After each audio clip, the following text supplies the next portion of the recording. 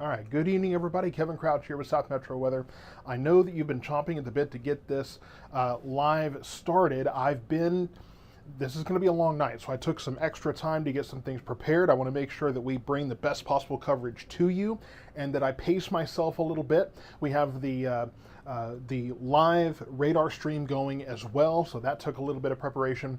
So I apologize it took a little longer maybe than some of you wanted, but I'm making sure that I am prepared and that we are prepared to bring you coverage of what the Storm Prediction Center has labeled a particularly dangerous situation with the watch that runs until 4 a.m. So here's what we have. Now, what's interesting about this, and I know your question, so just give me a moment here. We have one line to the north that is moving southward through the Metroplex, and then we have one storm moving in from the west that is moving into Hood and Parker counties.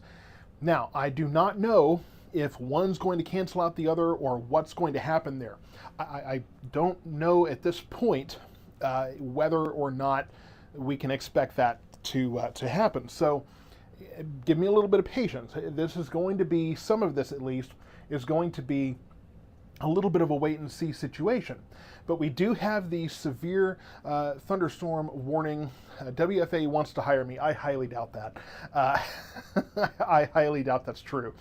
But we have storms that are moving in from the west, and the Storm Prediction Center has essentially pointed to these storms to the west as the greatest wind risk, but the storms to the north are fairly intense as well.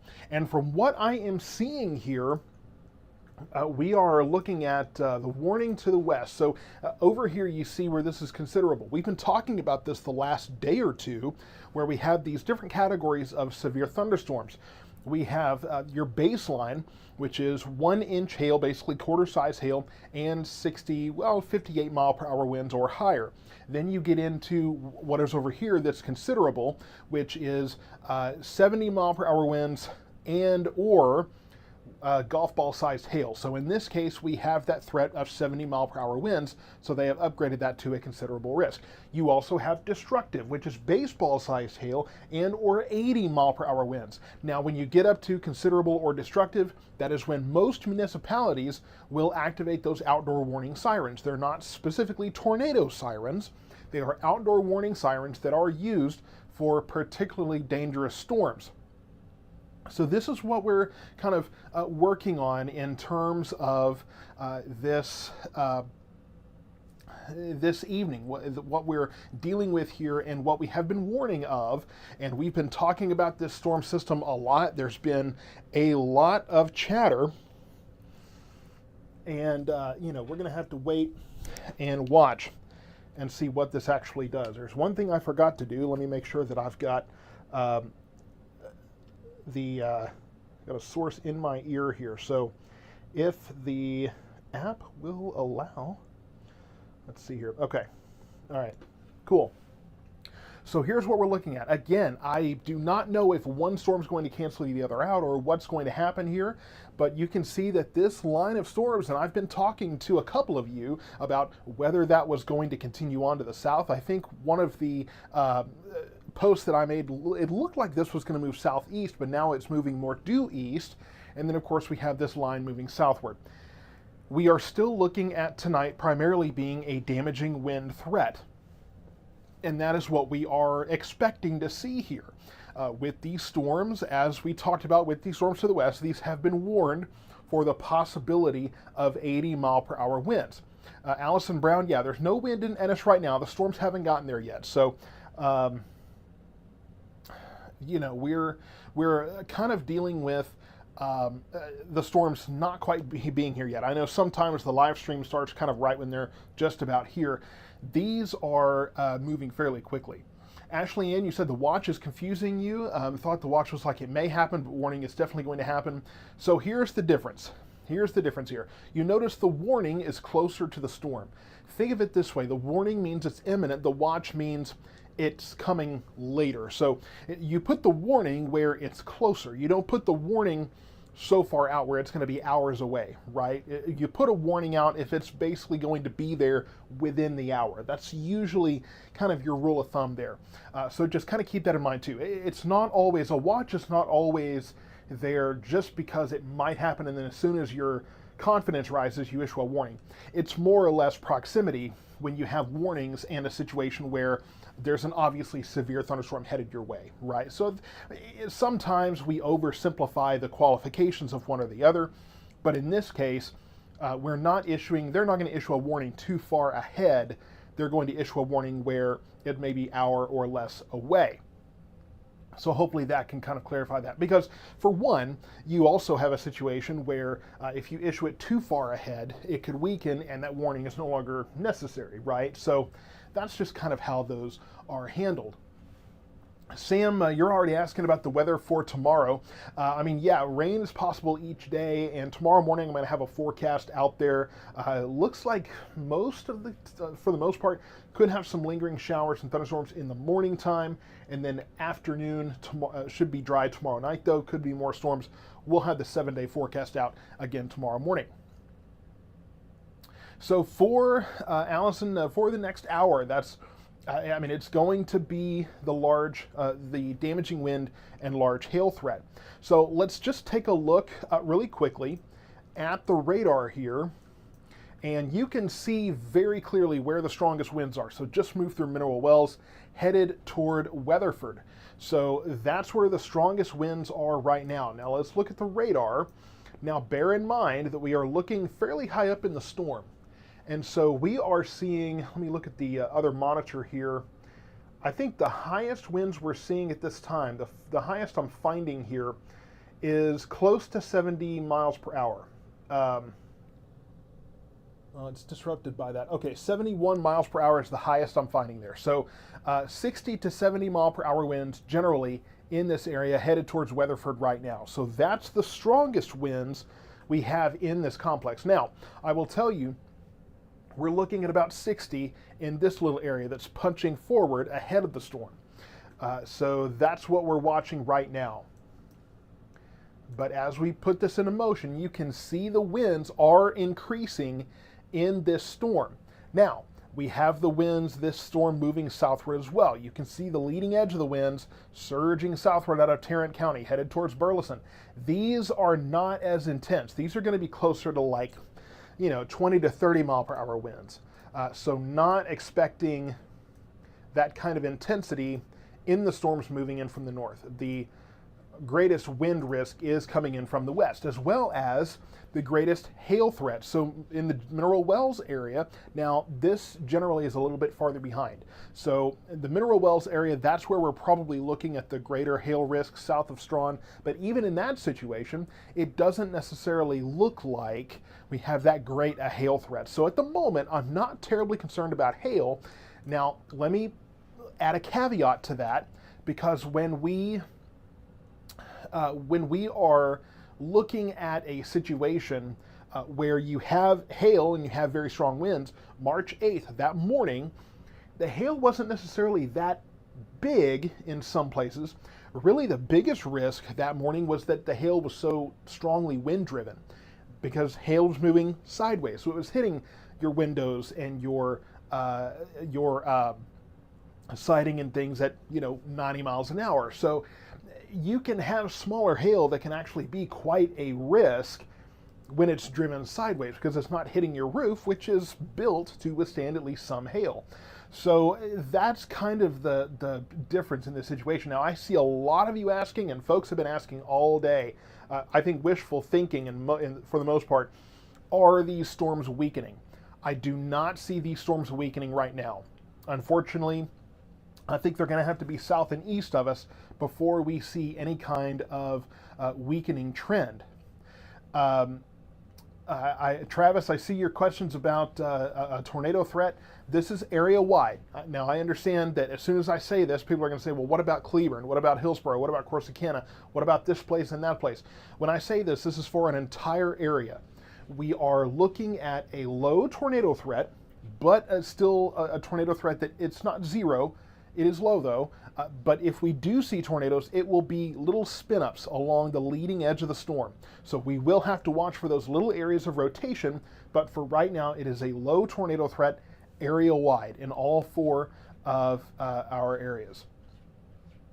So, Cade, you're asking about Godly. I know that we've had a few folks asking specifically about that area. You do have a storm moving in that direction. So as far as timing here, we were talking about 11 o'clock to midnight.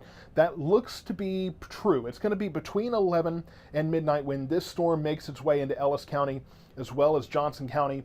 And then off to the west, we are looking at this moving eastward here. So for the most part, we're looking at, again, a large hail threat. We're talking about this damaging wind threat. But what I'm telling you right now, what I'm seeing here, hold on just a moment.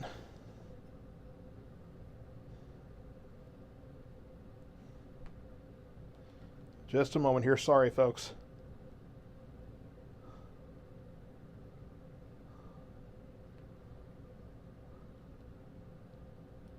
Okay. All right. So that update's not for us. Okay. I was checking through. There's things are constantly changing, and I'm trying to make sure that we are looking at that I'm staying updated on all of this. So I know there's going to be a lot of questions, and I'm going to try to answer as most of those questions. I'm not going to be able to pay as much attention to the chat tonight because I know that a lot of the questions are going to be things that we've already addressed or the same question over and over. So be patient with me. Odds are your question will probably be addressed in due time.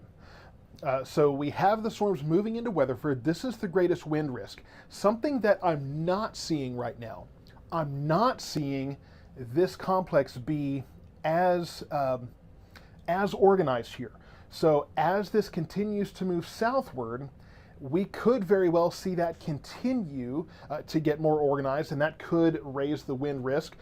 This complex to the west, though, it's just not as organized as maybe we thought it would be. The less organized the storms, the lower the wind risk is generally going to be, or at least more confined. It won't be as broad as maybe you would see otherwise. If we don't see as broad, if we don't see this fan out and become this large wind risk area, that's probably not going to be a derecho situation. I know that word has been thrown around. People have been so excited on social media, and I'm not talking about you, I'm talking about people that do what I do, been so excited to talk about a derecho. It's like, people get jealous of derechos in the Midwest that we never get to use that word. Well, now we get to use derecho and everybody's so excited. So everybody's been throwing that word around. But this to me doesn't look like a derecho, not at this point, because it's not an organized, broad area of damaging winds. Now this to the north looks a little bit better. It looks a little more organized, but we're not seeing that kind of intensity at this time. If we broaden this out for you a little bit, if I'm going to be concerned about an area of winds in this line, it's going to be here, because you can see that's the most direct movement. Here to the south, though, we're not quite looking at that yet. We're not quite seeing that. So we will continue to monitor all of this, of course. Now you can see within that severe thunderstorm warning, this area here, that's where the strongest winds are headed. Those are going to be moving into Tarrant County here shortly. For our particular area here, I don't see anything that I'm very, very concerned about at this time. Now, the other thing to keep in mind is we've been talking about how much we have been concerned about these damaging winds and those kind of things. I don't expect everybody to get those 80 to 100%, 80 to 100 mile per hour winds. We're not going to see this blow through and just knock out the entire area and blow it off the map. I know there are some who have been getting, I'll say it this way. There's some who are communicating things in a way that sounds like the world is going to end as we know it. The rapture is going to happen tonight. Armageddon has begun, and we're just not there. There's a lot of folks that do what I do who are dependent on how much you like and share their stuff. That's how they make all their money. So they're going to make sure that they blow this up as much as possible because it's almost summer. We're almost to the end of the spring season. So they got to get what they can now. But we built a different business model here, so we don't have to worry about that. So this storm system continuing to move to the east, this is going to be where we're watching for those stronger winds. To the north, the winds don't look as intimidating at this time, nor do the hail sizes. I'm not seeing a whole lot there. And Janice Hicks, I think you're watching right now. I see your email about weather call. I will make sure to answer that email for you. I think I might know what's going on there, but we will check into that for you and make sure that you are all set. So looking at the hail, I'm not seeing anything too intense right now. I also would like to pull up the camera, the tower camera over in Glen Heights. And yeah, there's some storm chasers over in the Weatherford area, but we're going to pay attention to this camera. Now, I believe this is looking, that looks like Cedar Hill right there. So this is looking kind of northwest. And yeah, plenty of lightning there in the Glen Heights area. Let me get this, get that off of there so you can see. But this is looking northwest of Glen Heights at all of this lightning. That's the thing. There's going to be no shortage of lightning in this area. No question about that. So this is Hampton. This is in Glen Heights. Now, I don't know if we can see them, but yes, right. I can't quite tell if that's what we're looking at. I'm not sure. Off over here somewhere, they have two large containers that are actually structured severe weather shelters, and the public can use those. And if you go to my page or the Glen Heights Municipal Facebook page, they talked about that earlier today. So they have that option for you. I know there's some folks that are in manufactured housing or RVs or mobile homes, those kind of things. In Glen Heights, you have that option to you. They will send out an alert via their event bridge. You can sign up for that at the Glen Heights Municipal website. They will let you know, hey, a warning has been issued, it's rated to this point, that is available to you, and those are open. So that is something, that is a resource to keep in mind. So Mineral Wells just recorded, the weather station there in Mineral Wells just recorded a 69 mile per hour wind gust. So that is right at that 70 mile per hour point that is considered a considerable damage risk. So that's your kind of your focus there in terms of that. So we'll keep checking this tower cam here. We got permission for that information to kind of get that focus. And Jason, somebody's talking about a tornado developing in Weatherford. I haven't seen any confirmation of that at this point.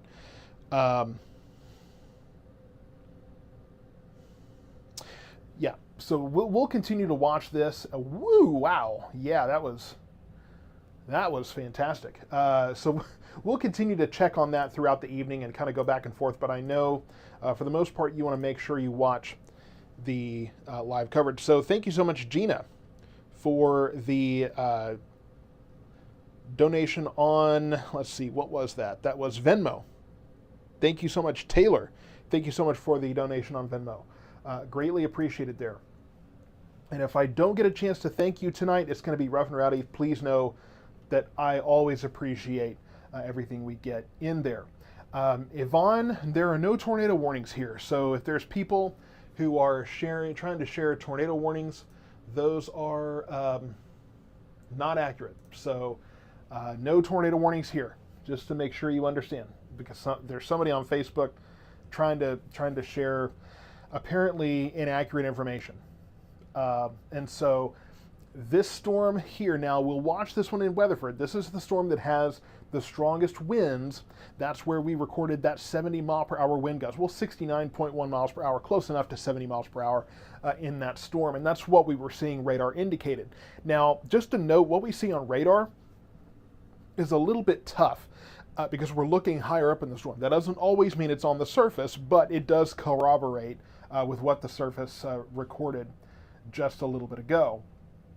I see the question, what wind speeds are likely to cause power outages. That is a very loaded question. That really depends on your infrastructure in your area, that kind of thing. There's a lot of places that have their infrastructure down under the ground, may not cause any problems. If you're in an older neighborhood like I am, your power lines might be above ground, and that may cause an issue. So it really depends, but depending on, again, the vulnerability of those lines, whether they got trees next to them, any wind speed over probably 50 or 60 miles per hour sometimes can cause those problems. So hard question to specifically answer. So the storms, let me get this back into motion for you. That's not what I want. I want you to do this. Thank you. Greatly appreciate that. No, let's get rid of that. No. Oh, OBS. Okay. Quit acting like that. All right, let's get that out of the way so I can do work here. So you can see one line moving southward, almost kind of moving southeastward. This is the segment of the line where we are watching more closely for those stronger winds.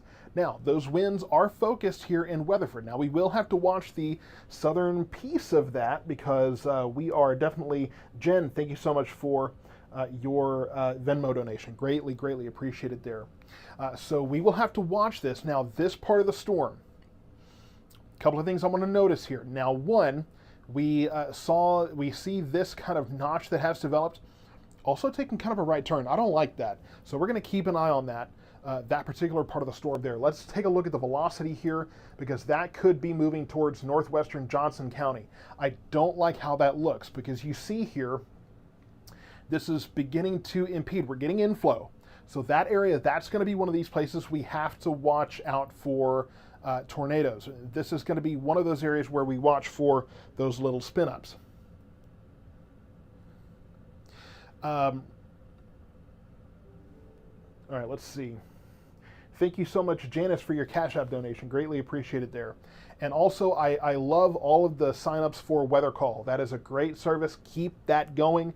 That will call you with my voice. Thank you, Eric Davis, for your very generous Cash App donation. You get a Weather Call, next gen phone call. It's my voice letting you know a severe thunderstorm warning is issued, a tornado warning is issued, that kind of thing. So make sure you are signed up for that. Hey, if you want to go to bed and you don't have to worry about something that's hurting my thumb, and I don't know why. I get sensory issues. I get very distracted very easily, so I apologize. But if you want to be alerted when severe weather is entering your area and when there is a warning that has been issued, make sure you sign up for Weather Call. It's a very great service, and you can learn more about it with that link that has just been posted. And thank you, Terry, for jumping into the chat here. Greatly appreciate her help. She's a great wife. She's a great moderator. This would not be possible, by the way, without her. She keeps me grounded, for one, in more ways than one. But yeah, she definitely works very hard to make sure that we can do this, even if it's wrangling and playing interference with the kids. So I greatly appreciate her help. And for anybody that is looking for the link that has just been posted in the chat there. So no tornado watches right now, but we do have a particularly dangerous situation, severe thunderstorm watch. Not something we see often. We actually, I would say we tend to see particularly those PDS tornado watches more often than severe thunderstorm watches. But because of the dangerous winds, that is what we're paying attention to.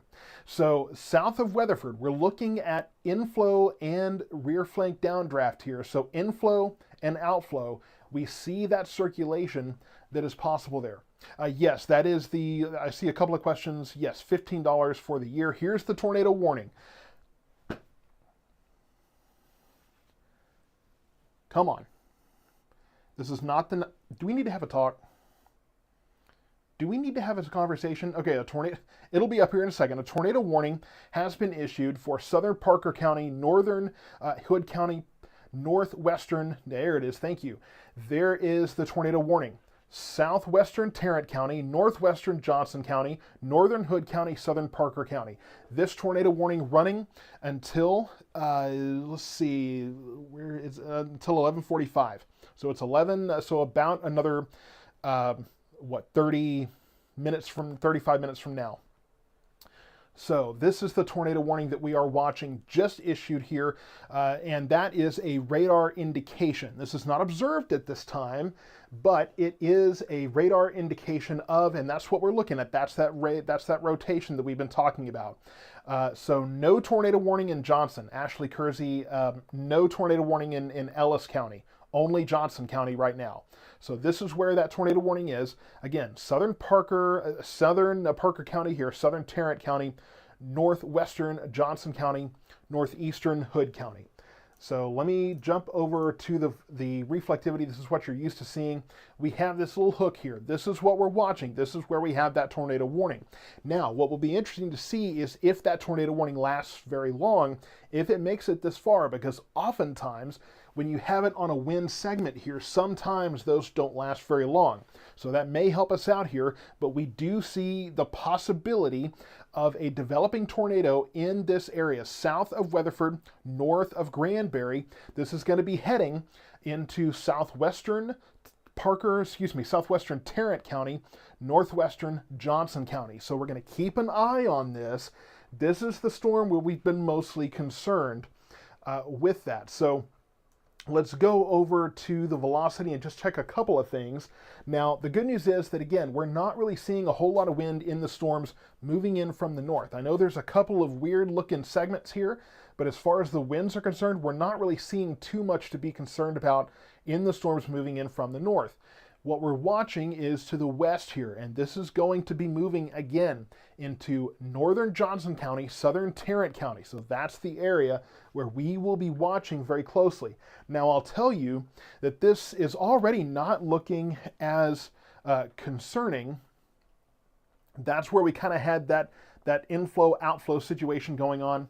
But now I'm not really seeing that here. So sometimes these things, by the time they get the warning issued, it's falling apart. So we will get more information. We'll pay more attention to this as we go forward, but very serious situation if we continue to see the possibility of that developing tornado in that area there. So let's watch this very closely. If you're in Crescent, Boss, Lakeshore Estates, Godley, Joshua, Benbrook, those areas you want to be taking shelter right now, not only because you're in a tornado warning, but because you could very well have those damaging winds headed your way. So pay very close attention to that as it's coming in. Thank you to Denise and Chelsea for your, and Rocio for your Cash App and Venmo donations. Greatly appreciated there. So this particular storm, this is the one that's tornado warned right now. This is the kind of the most intense part of the storm. You do have a tornado warning in that area. This is going to be where those strongest winds are going to be, really outside of that as well.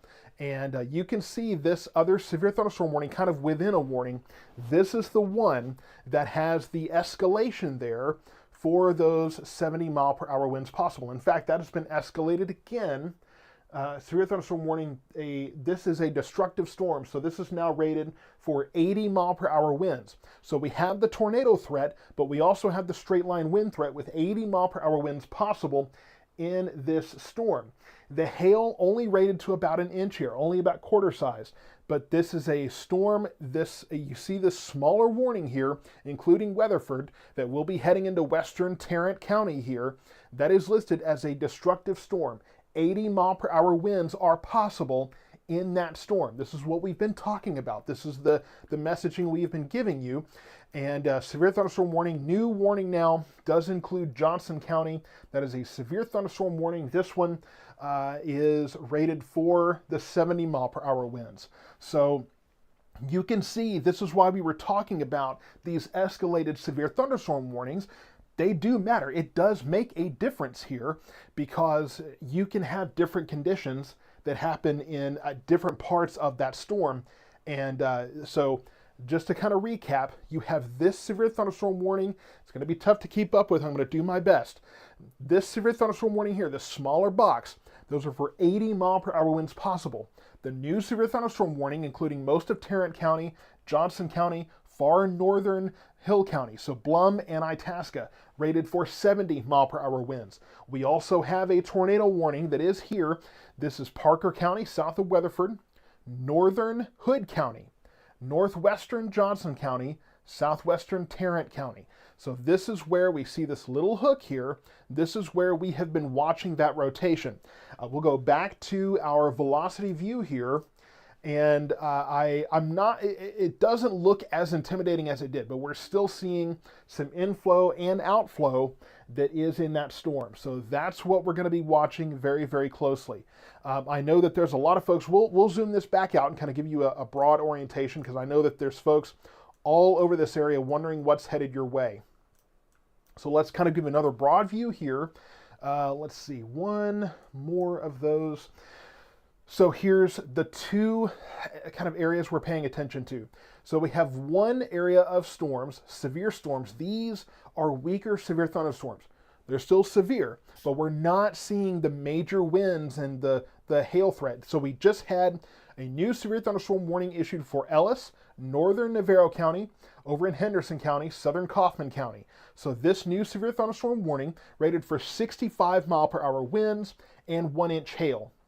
So that's, actually hail below an inch. So really, we're not exactly worried about severe hail in this line, but the winds have been rated to 65 miles per hour.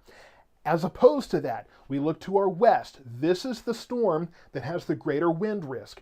We have this box here in Parker County warned for destructive winds, 80-mile-per-hour winds, and then south of that, actually outside of that, a warning for 70-mile-per-hour winds, which is still considered a destructive storm.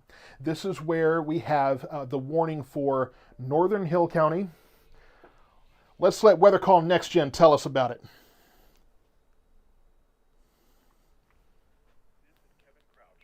The National Weather Service has issued a severe thunderstorm warning for your location for a storm capable of producing damaging winds or large hail. We recommend seeking shelter in a sturdy building and staying away from windows. Repeating, you are in the path of a severe thunderstorm. This message comes from Weather Call Next Gen. There it is, folks. That is Weather Call Next Gen in action. So if you sign up for that service, you're going to get the call from my voice letting you know severe weather, severe thunderstorm warning or a tornado warning has been issued. We'll get the link to Weather Call in there. It's $15 a year. That's $1.25 every month. $1.25. Well, you pay annually, but it's $15 a year, $1.25 a month. Not a high price to pay to get that kind of information. You're asleep at night, just crank up that ringer, you will be woken up. So we have these storms moving in. We have two particular storms. We have one moving in from the north. This is a line that is, it's more organized at this point, or it appears to be from what that's out to the west. The good news is we're not looking at those particularly dangerous winds. Now, you're seeing some darker colors here, and then to the west, obviously that is the stronger storm where we're looking at the highest severe thunderstorm warning that is in place. That is for the 80-mile-per-hour wind threat. We have the tornado warning where we have been watching that rotation in part of that storm. And then in advance of that, in Johnson County, Northern Hill, and Tarrant counties, that's where we're seeing the warning for 70-mile-per-hour winds. There's a lot going on here. We knew this would be a busy night. I'm getting a lot of you talking about the sirens. Those sirens will sound for the threat of destructive or considerable damage. So when you get into these higher risk areas, so when you're looking at 70-mile-per-hour winds or 80-mile-per-hour winds, hail of golf ball or baseball size hail, that's kind of your two criteria for those considerable or destructive warnings. Oftentimes when that is headed your way, they will sound those sirens. Those outdoor warning sirens, they mean their name. Outdoor warning sirens. Outside, sirens. Inside, weather call. That's how it needs to work for you.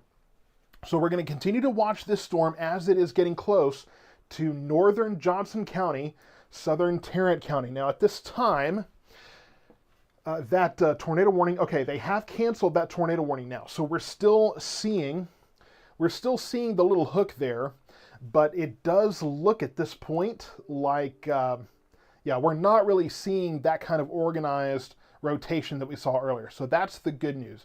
David Hatley, weather call is making my NOAA weather radio look bad. So we actually found that out too. Weather call is faster than the weather radios at getting the information to you. That's how quick it is, folks. You're going to be notified lightning fast that a severe thunderstorm warning or a tornado warning is in your area. That is precious time saved, and that could be lives saved. So here's one complex of storms to our north that is moving southward now into Ellis County, and then in Johnson County, we're watching for this line.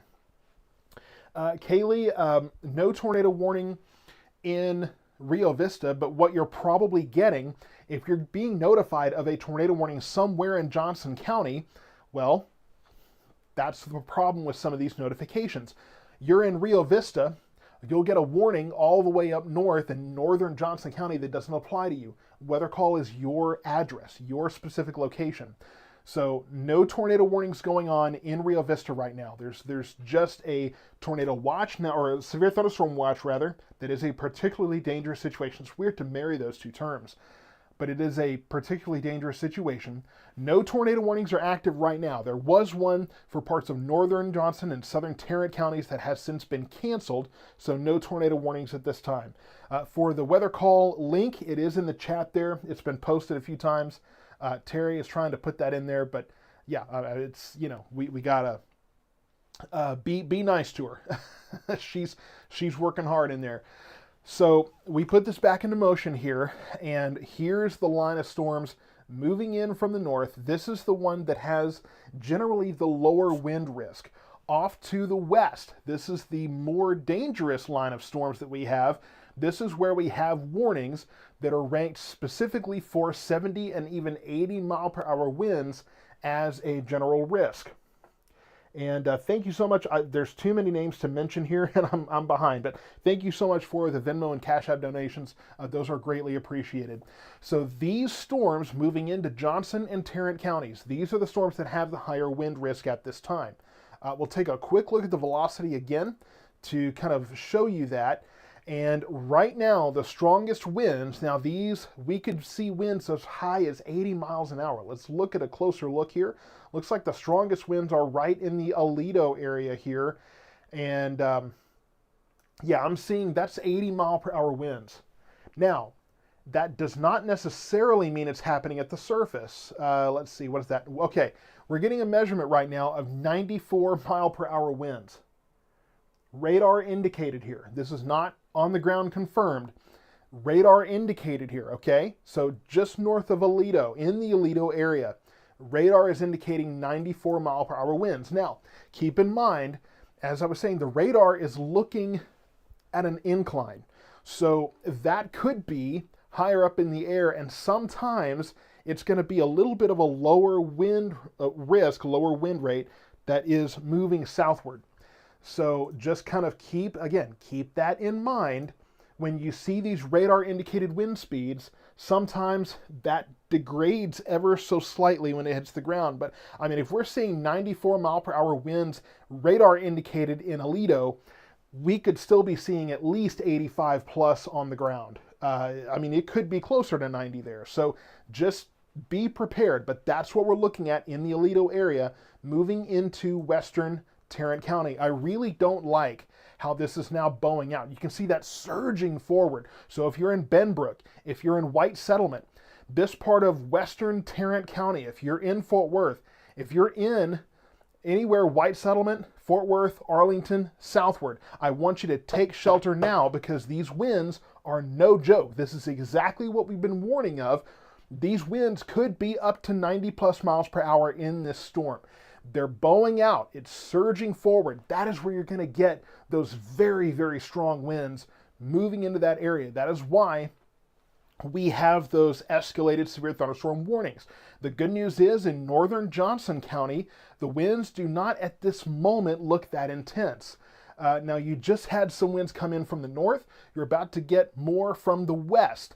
But the strongest part of this is moving right into southern Tarrant County. Now, what needs to happen here, the National Weather Service only has this rated for 70 mile per hour winds. They need to issue a new warning for the southern half of Tarrant County that includes a considerable wind threat. They have a flash flood warning there now, but they need to add a destructive wind risk for this storm in the southern half of Tarrant County. They got to do it. So hopefully they will do that very soon. But this is, again, these light colors, these bright colors, this is where we have the greatest risk for very, very dangerous winds. We'll take another look at this, at these winds that we are seeing. And sometimes, okay, I want to note something. That is a reading of 107 miles per hour in terms of your winds. Now, you're getting close to the radar here. It's going to be a little harder to see, and sometimes that's going to cause distortions that may not be accurate. But we're still seeing 60, 70, 70 plus mile per hour winds. So regardless of some of the distortions there, it is still a very dangerous situation. So that is moving into the Fort Worth area right now. Lakeshore Estates, Benbrook, White Settlement, Fort Worth. Those are the areas that need to be paid attention to with these very dangerous winds that are moving in. So the tornado threat has diminished there. The tornado threat was canceled. Okay, new severe thunderstorm warning. Is that going to be it? Yes, 80 mile per hour winds. So this is a destructive severe thunderstorm warning. Thank you to the National Weather Service. A little late, but I mean, this is what we're talking about. So this box here for Fort Worth, White Settlement, Benbrook, over towards Mansfield. So really closer to Pantego here, just north of Mansfield, the Burleson area, just north of there. This is that destructive severe thunderstorm warning that we are looking at here. So just to kind of get closer, get some more communities involved here. Man, I gotta really go somewhere to try to get that off the screen. So here's what we're looking at. These are the strongest winds. Moving into the Lakeshore Estates area, Benbrook, White Settlement, Forest Hill, Kennedale, Rendon, Fort Worth, okay, Lake Worth, Haltom City. If you're in really the southern half, Fort Worth, southward, if you're in any of this area, you have to be taking shelter now. Get in the bottom story of whatever building that you're in, whether it's an apartment building, your home, if you're in an RV, if you're in manufactured housing, a mobile home, those kinds of things. Find a place, if you can safely do so. At this point in Benbrook, shelter in place, okay? You don't have time to go find a spot, but if you're farther away and you have time to get somewhere close but more safe, please do that, because we are looking at a very dangerous situation overall in that area. I gotta turn that volume down. Too many things going on. So this is the most intense part of the storm. And we talked about how not everybody was going to see these winds and it was going to be focused in one particular area. This is what we're looking at, okay? So this is moving into Tarrant County right now, focused in Tarrant County at this time. Now let's broaden this out and kind of talk about the rest of our area. So a couple of things that I'm watching here. Number one is this storm. This is the most intense storm. Look how this has surged into western Tarrant County. That is where the greatest wind risk is right now. That's where we're seeing 80 plus mile per hour winds moving into western Tarrant County. Nobody really seems to have that much of a hail risk at this point, but this is the greatest concern that we have for those winds. South into Tarrant, into Johnson County. The winds are not as great in this part of the storm, but now we're seeing a little bit of a notch there. We'll have to watch for the possibility of rotation. Off to the north, moving into Ellis County, eventually northern Navarro County, we have this severe thunderstorm warning. That presently, these are going to be changing, so we have to keep in mind, this is rated for, they've got it in blue, I can barely read it. Why do they put blue on black here? I can't read that. What is that, 60? Okay, 65 mile per hour winds. So we're not looking at the kinds of considerable or destructive damage threats from this particular storm. Going to be a lot of lightning in that one, going to be a lot of heavy rain. Let's take a look here ever so briefly at the tower cam over in Glen Heights. So for the Glen Heights area, these are the municipal buildings.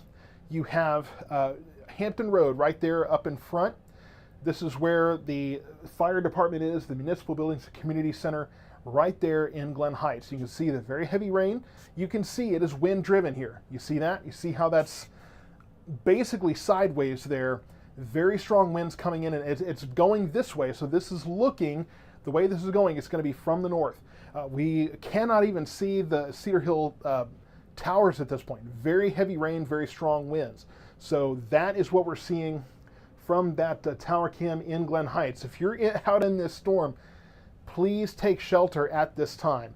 There is shelter in Glen Heights if that is needed for you. Now, again, like I say, the storm moving into Ellis County right now, moving into eventually northern Navarro County, these are not the destructive winds. That is a greater concern to the west, in Johnson County and Tarrant County. Let's get that velocity view again. I'm not seeing a whole lot of wind here in this storm. Those strong winds, I mean, you can see the way that's punching into the Benbrook area. So that is where we are going to have the greatest risk of those destructive winds right there in the Benbrook area. That's moving right towards Fort Worth right now. Lakeshore Estates, White Settlement, Fort Worth, all of this area. Forest Hill, Kennedale, Rendon. So these are the areas, this white, kind of this blue here, all of that is where we see those very strong winds moving in. Now let me make sure I'm kind of staying on top of what we're seeing here. Just a moment here. Again, you know, it's hard to get through all of the names, but thank you so much for all of the Venmo and Cash App donations. Those, I mean, they mean the world to me. Greatly appreciate all of that.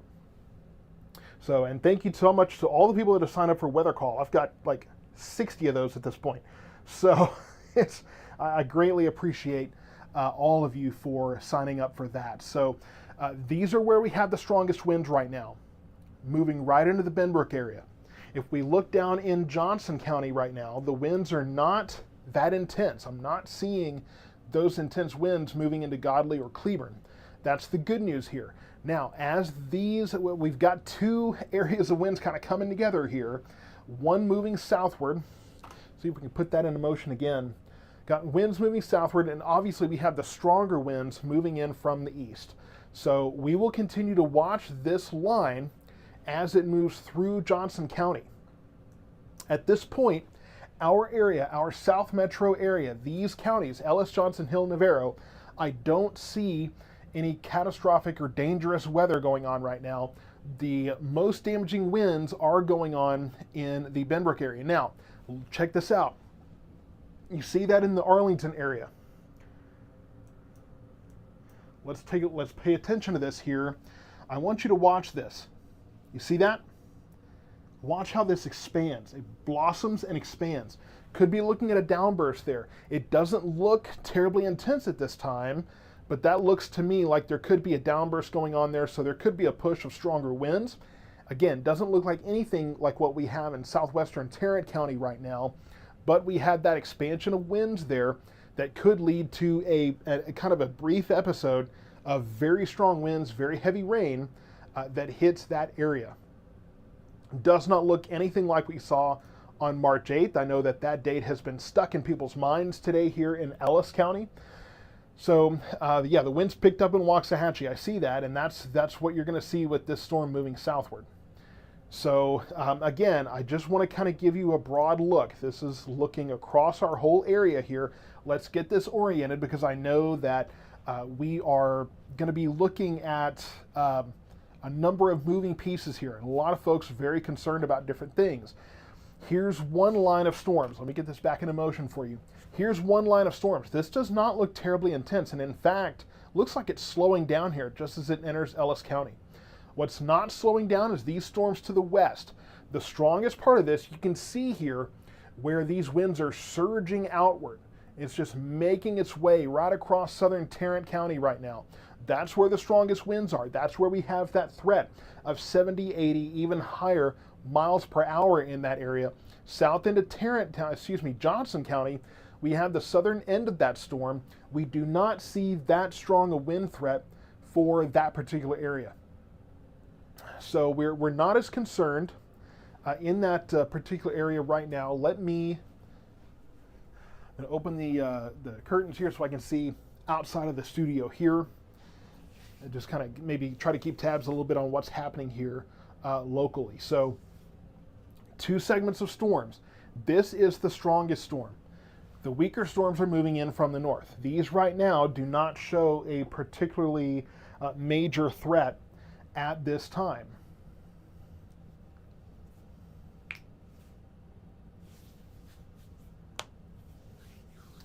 So Ashton Moody, if you're in an RV, I mean, in the Ennis area right now, it does not look terribly intense at this time.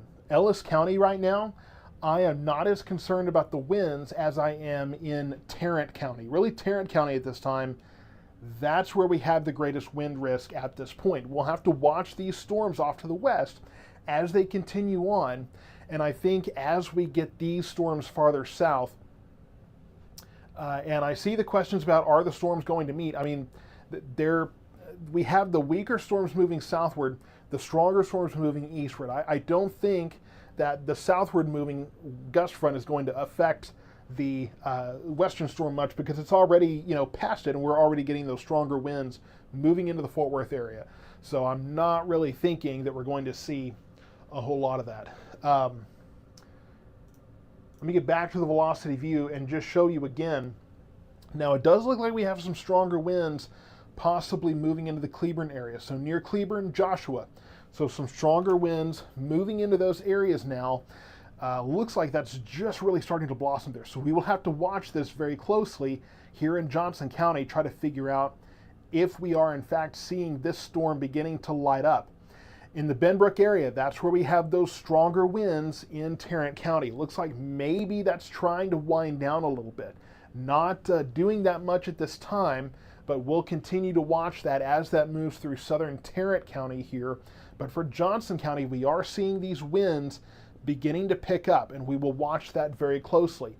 I don't see any areas of rotation. We did have that tornado warning earlier tonight in southern Parker County, northern Hood County, southern Tarrant County, and northern Johnson County, but that tornado warning has since been canceled. So we're not really concerned about that at this time. So any part of Ellis County right now, like I say, we're not looking at very intense storms at this time. Does not mean they can't turn that way, but at the moment, the storms moving through Ellis County, not as intense. In fact, they're barely, we're not really looking at the severe winds at this point from what I can see. Now, the severe thunderstorm warning will likely stay in place just in case this storm decides to pick up momentum as it moves southward. But at this moment, I'm not terribly concerned about it. I haven't really seen any reports of hail at this point. This is not really a hail concern. This is mostly going to be winds, as those very strong winds move through southern Tarrant County here, really southwestern Tarrant County at this time. And then in the Johnson County area, that is where we are watching some of these winds that are beginning to pick up here. And it's just really interesting to see how we have southerly winds, and then these are going to be more kind of northeasterly winds moving southeast in western Johnson County. But you can see some of those lighter colors there. That is where we could be looking at those winds beginning to pick up in that particular area.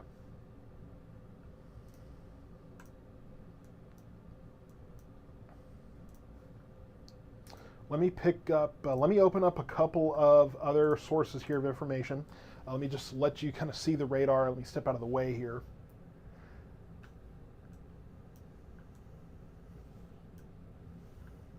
And let me just check and see. Okay, I'm going to check on, let me see. Okay. Very cool. All right. So making sure I'm checking up on some other sources of information here. So this is what we've got. This is looking across our whole area here. We have one area of storms moving southward. This is moving into northern Ellis County. Renee, I'm sorry I was quiet for a second. I was checking another monitor here. Got to understand there's a lot of sources of information, and I got to make sure I'm staying on top of everything. So northern Ellis County, this line is slowing down here, which if it continues to do so when we have this heavy rain moving through, we do have a flash flood warning, I believe, including parts of Dallas and Tarrant counties. And now I believe we may have to crank up that flood threat for Ellis County if this continues to slow down as it's moving southward. What's not slowing down at all is the storm west of our, in our western areas, from Tarrant County down into Johnson County here. Now, unfortunately, as this moves into Burleson, you're probably noticing some distortion there. You have that kind of blank disc. That is where the radar tower is. Radar looks at an angle. It's not looking straight up. And so when we're watching this, we have to keep in mind that we're going to see a little bit of a it's going to be less clear. You're going to have kind of a dead spot there, unfortunately. But that's what we're watching in terms of those stronger winds moving into the Fort Worth area right now. That's where we have the most intense winds right now. So that severe thunderstorm warning has been canceled for Hood and Somervell and Parker County. So it's just Johnson and Tarrant counties right now. Let me just show you what we're looking at for Tarrant County right now. This warning, you can see this polygon right here. So from just north of Burleson on up to downtown Fort Worth, this is where we have the strongest winds. This is where we've been watching that considerable damage wind threat with that storm. So let's go back to the velocity here. Again, kind of hard to see because we're starting to get into that dead spot towards Burleson. But from what I'm seeing here, it does look like those winds might be starting to subside ever so slightly. So that's the good news. Maybe we're seeing those winds calm down a little bit. But if you're in the Benbrook area, if you're in southern Tarrant County right here, south of Fort Worth, this is where you're seeing the strongest winds right now. Right in the Benbrook area, going to be heading towards Forest Hill, towards Everman, towards Kennedale, eventually possibly towards the Arlington area if it continues to hold its intensity and move eastward.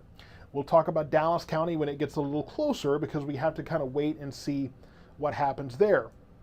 Let's go down into Johnson County here. We do have some of these winds beginning to pick up there, right into the Cleburne area. You see that lighter color, and we'll have to watch just north of Rio Vista. Make sure that this is not rotation trying to form there. So we'll watch that very closely, but you can kind of see how we have these two areas of winds coming together, and eventually we may see all of this get more organized as one line and progress southeastward. Don't really know for sure. We kind of have to wait and see what that is going to do. And we're having an issue in the chat here.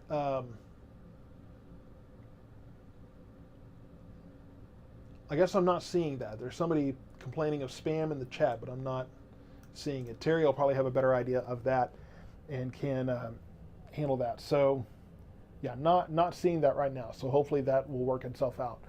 But more storms moving southward and then storms moving eastward. I know that's confusing, but that's the lay of the land as we have it right now. We'll go back to reflectivity and kind of show you that. This is the storm we're watching. We're going to keep an eye on this near Cleburne because we do have this little notch forming, and that can be where we have rotation trying to form. I don't see that at the moment. And I'm going to step over. Of course, we do have the radar-only stream. And in fact, I'm going to go ahead and adjust that ever so slightly. Well, we need to center that a little better. Okay, there we go. All right, so hopefully that's easier to see on that stream if you're watching that. So I know that there's a few who are watching that, but yeah, so we're, and it's if you're watching that and listening to me, I apologize. It's hard to stay on this and update the radar stream as well. So let's just kind of keep an eye on that. Trying to follow some questions that are going on here. Okay. All right. So, and I know there's a lot of you're reporting. If you're reporting weather conditions, let me know your location, because if you're not reporting your location, I don't know what it is that you're talking about. So, two storms moving through right now. Storms moving in from the north. Let me get that actually moving here. So, in the western parts of our area, right now, just kind of right along 35 West, we have this line of storms. The strongest winds are in the Fort Worth area right now. And in fact, in Fort Worth, we may have to watch that area for some possible rotation. Watching the same thing in the Cleburne area here. So these winds, you can kind of see this is starting to kind of move southeastward a little bit.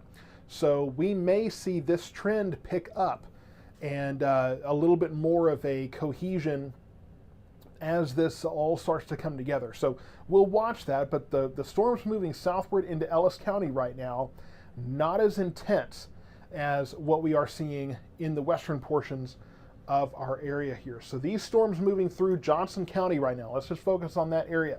We will have to watch this area for possible rotation. In fact, we're seeing a little bit of a deeper hook there. So we will jump over. Let's check the velocity view here.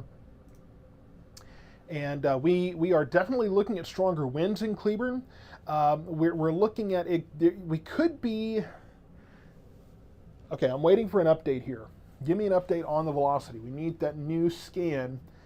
May take a minute or two to update. Okay, sirens going off in Cleburne. Hearing that is going on. Now again, sometimes those are going to sound for the wind threat, and I do see south of Cleburne now, winds are picking up at this time. But I'm not specifically seeing rotation there. See, possibly some. It's kind of hard to see here, but I'm not seeing very well-defined rotation. Now, the thing is, sometimes these quick little spin-ups can make it tough to see because things can organize in between scans. We're looking at scans every 3 to 5 minutes here. So a severe thunderstorm warning has been canceled. Looks like that escalated severe thunderstorm warning has been canceled for Tarrant County. So those winds in southern Tarrant County are beginning to subside, which is good news there. So the severe weather threat in Tarrant County, at least for the strongest winds, has kind of subsided there. So you can see that here. Those winds are finally starting to weaken. So not nearly as intense a situation in Tarrant County. Now in Johnson County, that's where we're seeing the increasing winds here. So I'm more concerned about Johnson County right now. And let's kind of freeze that. I'm concerned about rotation here because if we watch that, you can see that these winds are starting to kind of surge forward, and we could well be seeing some inflow trying to get organized there. So I'm concerned about rotation with that part of that storm, and we are seeing just generally winds are increasing here. So just southern Cleburne, north of Rio Vista, moving towards Grandview here, eventually moving towards Ellis County. We will have to keep an eye on this part of the storm because we could, again, be looking at rotation beginning to get organized with that storm. So we'll continue to watch this as it moves eastward. We're not seeing an indication of a developing tornado at this time, but looks like I do believe we're looking at developing rotation in that area. So the severe weather threat in Tarrant County is deteriorating some. We're not seeing that threat of particularly dangerous winds, but the focus now is in Johnson County. So south of Cleburne, north of Rio Vista, this area where winds are picking up, and we could be looking at rotation trying to develop there and gaining traction. So we'll see if the National Weather Service will issue a tornado warning here. They may. Sometimes they're very sensitive with these areas of rotation because of how quickly that rotation can take hold. Not seeing too much of an indication of rotation at the moment for this, so looks like maybe that's less of a concern than just the winds. At this point, it looks to me, just looking at the last few scans here, it looks to me like we have a gust front getting more organized here, and you'll notice this was looking more directly south. Now it's looking more southwest. So I do think we're starting to see, we saw it earlier in Tarrant County, now in Johnson County, we're starting to see these winds get more organized here and push farther east. So we're going to watch this. This severe thunderstorm warning in Johnson County rated for 70 mile per hour winds possible. We may see that escalated if this trend continues. What you're looking at here, if you're not familiar, this is the velocity view on your radar. We call it velocity because we can see both wind speed and direction relative to the radar. You can see the radar tower right here in Burleson. These are winds moving away from the radar site. So these are moving southeast, so away from the radar site. That's red towards the radar is green.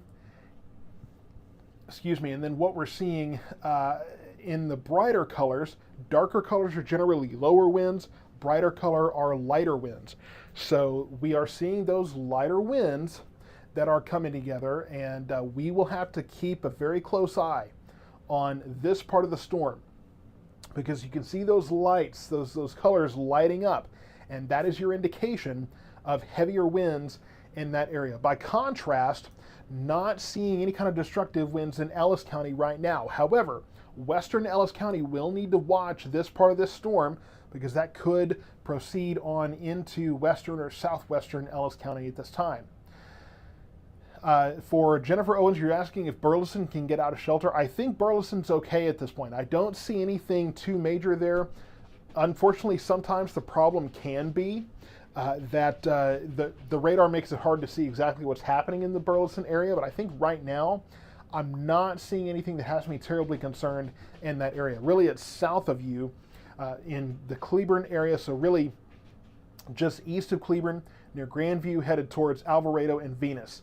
This whole area where we have the lighter red, kind of the yellowish colors, those are where the strongest winds are right now. We did see what looked like maybe some rotation trying to get organized there. Looks like that's probably going to start bowing out, so we're going to get more straight line winds as opposed to rotating winds. And again, thank you so much for all of the Cash App and Venmo donations. Those are greatly appreciated there. And we have that latest scan of the radar here. Yeah, so we're definitely looking at some possible. It's tough to tell. We could be looking at some rotation there west of Grandview, but it's almost looking. I mean, you can see some spin there. Let me just take a closer look here. Kind of rock this back and forth. Yeah, I think and you can kind of see where that looks like that's wrapping around. It's tough to see because it's all, you normally would see the green and the red together. That is a tough call. But I think, I mean, you can see that starting to whip around here. So I think we're still looking at some rotation here. Unfortunately, this was looking like it was bowing out, but I think we may be looking at rotation deepening there west of Grandview. So we may have a developing tornado west of the Grandview area that is tough to see. And if we look at the reflectivity here, odds are, yeah, we're seeing that there too. So I think we're concerned about rotation that is deepening there in the leading edge of that storm. It's kind of tough to see with the velocity because it's almost enveloped in those winds. So that's what we're watching now. This is west of Grandview, just northeast of Rio Vista. So that's going to be an area where I'm still concerned about some rotation. Kind of been going back and forth on that, but when you watch the trends of the radar, that's what we're seeing. Now, Lacey, why is Maypearl not on the map? As I zoom in and out, different cities populate and go away. Unfortunately, at this height, Maypearl's not there. I mean, if I zoom farther in, then Maypearl shows up. I have no control over what shows up where. Let's go back to the velocity here, and this is where we're watching. This particular area here. Again, it's hard to see, and we're looking at winds that may kind of cut that off. The National Weather Service may be watching for that. That may be why they haven't issued a tornado warning for this yet. A lot of the time, like I mentioned, when we're looking at these kinds of winds, anytime they see an indication of rotation, sometimes they'll go ahead and push that tornado warning because of how quickly those things can happen. But it's hard to argue here. It's hard to argue that that's not rotation because we can see those little elements getting kind of pushed around here. So there's kind of a wrapping around. Yeah, that's tough. But I mean, you can see it there. See this yellow area here? You can see it get wrapped around. You see that? Getting wrapped around. So there's definitely rotation in that area. They may be expecting that to get cut off and to prevent anything from developing. We're also seeing this start to smooth out a little more, which, like I say, is going to be more of a straight line wind threat. We're also seeing more of the yellow colors there, which is going to be the stronger winds that push out of that storm. So we'll have to watch that very closely. All right, we have, okay, so here's an update. Hang on just a second.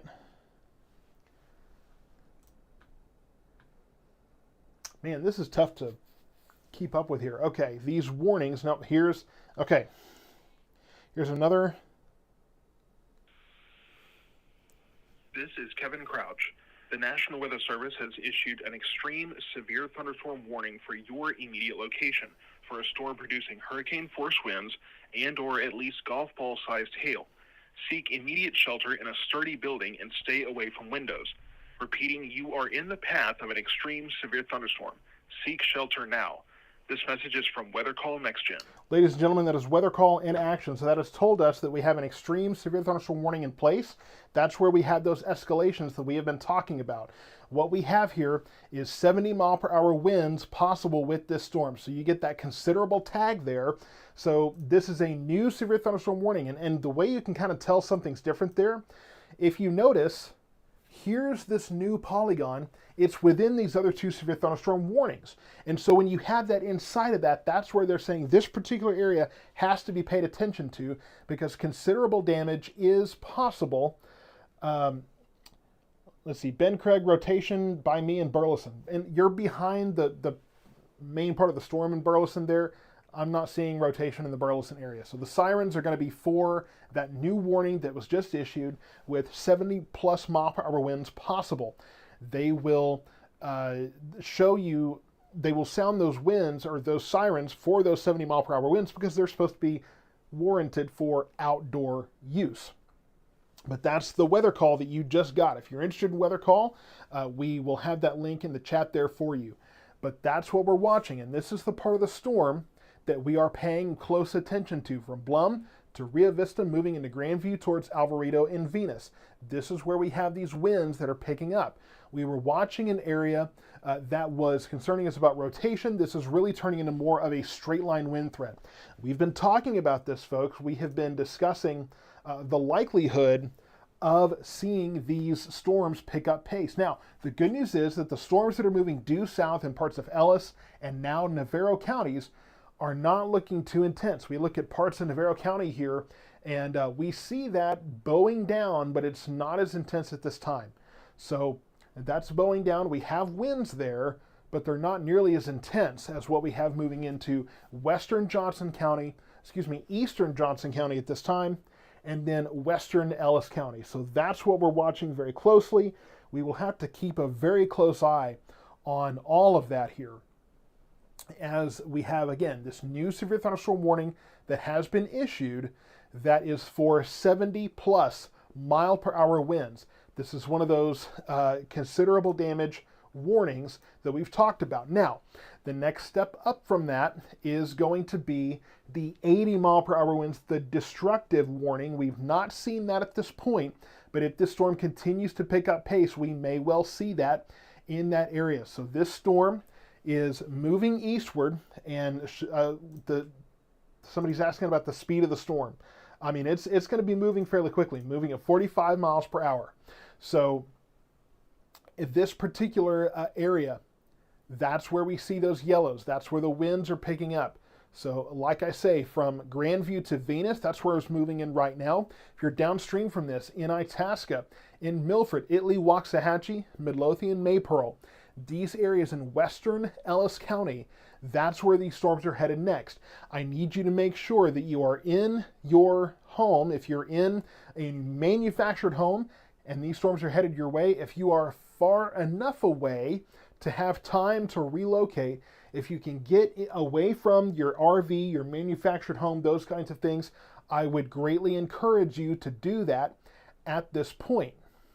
I'm fairly concerned about those folks that are in those less secure home situations, and I'm not blaming you for that. We all have our stations in life, but an RV, a manufactured home, that is not a good place to go for these kinds of winds, because those can be very destructive, and they're moving farther east. So let's continue to monitor this. Please stay safe in these areas. We're not looking at as much of a hail threat at this time. As a matter of fact, we'll take a quick look and do a little search for some hail cores. I'm not seeing that. We can have some small hail west of Venus in the Alvarado area, but I'm not really seeing that. The thing is that this has been compared by a lot of folks in Ellis County as looking at, hey, we're looking at a March 8th situation. The only way that it's different at this time is that we, not only those winds are a little more spread out, I'm not seeing 90-mile-an-hour winds at this time, but we have more warning. This is your opportunity to have a wider swath of this area. So you're going to see a wider area of those destructive winds. We're also not looking as much of a hail threat at this time. So that is an improvement from March 8th, early that morning, but we are still looking at the destructive winds. So this is what we see as far as the storm in our area. This moving eastward. We do still have the storms moving southward. These do not concern me. This is a little more garden variety, just some heavy rain, lightning, thunder, that kind of thing. It's these storms to the west. This here, this is what we have to pay very close attention to. That's what we have to be the most concerned about. Katie Martin, I would say if you're able to get into an interior room, definitely pay attention to that. Because I mean, it's going to be better to be away from exterior walls. I mean, sometimes these storms can intensify very, very quickly. So just keep in mind, if you're able to get away from windows, away from those exterior walls, there's definitely I'm not going to blame you for that. So just letting you know that we're not looking at a tornado situation at this point. These are straight line winds. These are not rotating winds, but we can still see winds in terms of 70, 80, possibly even up to 90 miles an hour if these storms continue to intensify. So these are potentially destructive winds. You heard the weather call a moment ago said that this is an extreme warning. We have that escalated warning at this time in Ellis County, Johnson County, Northern Hill County. Now I'll tell you, we are seeing these winds that are escalating west of Itasca. So where you see the yellow here, if you're not familiar with this is velocity radar. This is where we're seeing these winds that are picking up pace. Where you see the yellow, that's the strongest winds right now. We can try to take a look in the storm here and kind of get an area of what we're seeing. So looks like I'm seeing 66. So sounds like between 60 and 70 miles per hour are the peak right now. Yeah, 68 is the highest that I'm finding there. 68 miles per hour just south of Venus. So that's what we're seeing there. So definitely 60 to 70 mile per hour winds in those areas at this time. But the thing that I'm concerned about is you can see that all of this continues to intensify here. And we were looking at that area of rotation, but you can see that has smoothed out. This is what we're concerned about in that particular area. Terry, I'll let you know if we need to move the boys. I will definitely give you that information should that be pertinent. Now, I'll let you know if you're signed up for Weather Call and you're in one of these warnings and have not heard about it yet. Now, again, you have to be in the polygon. It's not just giving you, hey, I'm going to look at the general area of the county. It's your address specifically in that polygon. And so if you're not in that polygon, you're not going to get that warning. But if you're signed up for Weather Call, didn't get a call, and you should have, just go into your account, check your settings there. Sometimes that can actually make a difference. And so just make sure you're paying attention to some of that there. Stepping over to update the radar stream here, make sure that's updated there. Let me make sure I'm connected here on the phone as well. Okay, want to make sure that I'm in contact with everybody that I can be, getting all the information that we need. So here's our wind threat here. This is now, we had the wind threat in southern Tarrant County. You can see that here in the earlier part of that loop. You see how that degraded. Now it's focused south of our area. I'm not seeing rotation at this point. I'm not seeing a tornado threat. This is going to be north of Hillsborough at this point, west of Itasca, moving into Grandview in the Venus area right now, starting to move towards Maypearl, moving into Midlothian, going to be moving into Waxahachie fairly soon. The only, what we've seen here as far as radar indication between 60 and 70 mile per hour winds. That warning that was updated, we heard the weather call just a few minutes ago, that has been updated here to 70 miles per hour. So that is what the warning is rated for. Now, that doesn't mean that it can't continue to intensify. It's definitely intensifying here, continuing to get more organized. And so we will pay close attention to this. The rest of our area now, as far as the eastern parts of our area, eastern Ellis County, northern Navarro County here, we do have some winds moving in, but we're not looking at this kind of situation where we have particularly damaging winds here. These are going to be closer to 20 to 30 miles per hour, may gust to 40, but we're not looking at nearly as dangerous a situation as we were paying attention to in northern Navarro County. So if you're on YouTube and you're enjoying this, make sure that you are subscribed here. I want to just make a quick adjustment here to the stream, something I forgot to do. If you'll give me just a moment.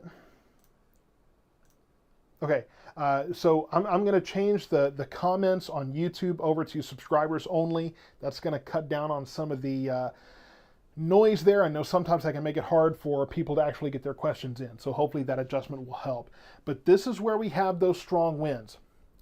This is all straight line winds. I'm not seeing rotation at this time, but western Ellis County, eastern Johnson County, northern Hill County. I'm not seeing rotation, but we could be seeing winds of up to 70 miles per hour at this time. As far as what we saw indicated on radar, this was closer to between 60 and 70 miles per hour. So that's what we have the warning here for. That's what we were just talking about, where we got the weather call. We demonstrated that on the air. You got that update for an extreme severe thunderstorm. That is what we're paying attention to. That's what we're getting those reports of. I don't think we've had any reports actually on the ground here, but that is what radar is indicating. Now, the good news, as I mentioned, sometimes it's looking fairly high up in the clouds. So sometimes we're seeing those very strong winds on radar. What you actually get at the surface can be somewhat degraded, but I will tell you that we're still watching that area. Now, down in Hill County, I don't want to discount the Hill County area. We do have strong winds moving into Itasca. Good news is the Whitney area looks like the winds are lighter there. You're probably looking closer to between 40 and 50, maybe up to 60 miles per hour. But towards the Hillsborough area, we will have to watch that. Looks like we have stronger winds starting to kind of move a little farther south. So if you're in Hillsborough, be very cautious with this and pay very close attention. Up in the Itasca area, strong winds moving there, and then up into the the Maypearl area, south of Midlothian mostly. That's where we have the strongest winds, west of Waxahachie right now. So just as a reminder, where you see the brighter reds and the yellow, that is where we have the stronger winds at this time.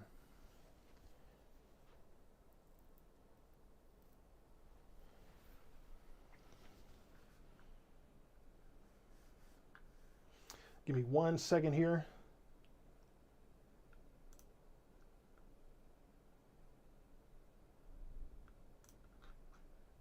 All right, give me 1 second here. Okay, so the good news is that things are ramping down in Cleburne. So I was saying the Cleburne area, you can kind of take a breath here. That's the good news, is things are winding down there. We are again looking at the yellow areas. That's where we have the strongest winds. That severe thunderstorm warning in that area is rated for 70 mile per hour winds. So that's what our concern is right now. We're not looking at much of a hail threat with these storms. This is mostly going to be, again, northern Hill County, eastern Johnson County, western Ellis County. And I'm trying to watch some comments here. Looks like we may be getting some reports there. Yeah, so really the strongest winds are south of Midlothian right now. The Midlothian proper, you're getting some gusty winds there, probably closer to 50 to 60. The closer to 70, that's going to be south of Venus, the Maypearl area. Let's just kind of zoom in really quickly on western Ellis County, eastern Johnson County. So you can see those stronger winds. Let's freeze this for a second. From Venus down to Maypearl, that's where we're seeing some of the stronger winds right now. In fact, I would say we're probably getting pretty close to 70 miles per hour in what we're seeing there. Yeah, so there's 67, 69, 71. So 71 miles per hour south of Maypearl. That's what we're seeing. That's going to be your considerable damage concerns. Down towards the Itasca area, looks like that's going to be another pocket of stronger winds heading towards Hillsborough, towards Carl's Corner. Continuing to move on to the southeast here. So where you see those brighter yellows, brighter reds and yellows, that's where we're seeing the greater wind risk at this time. I'm not seeing rotation anywhere in this activity. So not really concerned about a tornado threat at this moment, but I am watching very closely for the possibility of rotation as we continue to go forward, like this area right here. We may have to watch that area south of Waxahachie. I don't see anything now, but where you see these little areas of kind of ruggedness and areas where we could start to see inflow get involved, that is where we are a little bit more, going to be a little more concerned here.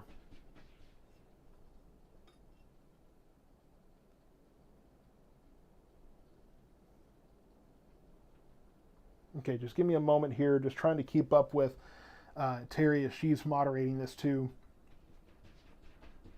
So the good news is that these storms will likely be out of here relatively early. I mean, we're looking at midnight now, just after midnight.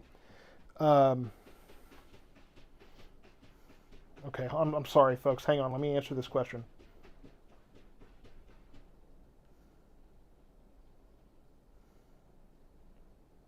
Okay, all right, so these storms moving through, this is of course what we're used to watching. This is just the regular reflectivity.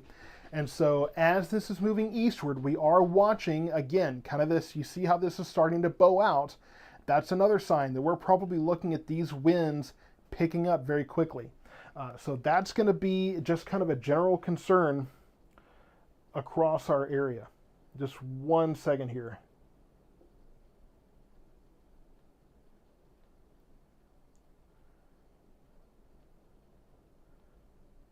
Okay, all right, so trying to make sure that the rest of the folks that are kind of supporting this are making sure I'm aware of who's doing what.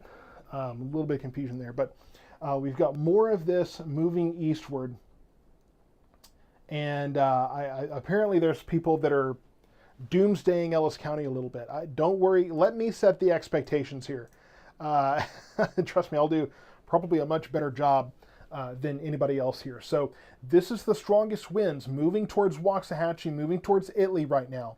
You can see, yep, right there. So that's kind of this pocket of focused winds here. So this is right over the Maypearl area. Just south of there, this is where we're watching winds probably right around 70 miles per hour right now. So that is going to be the chief concern for that area here, just south of Maypearl. That's where we're watching this, and we will have to pay very close attention.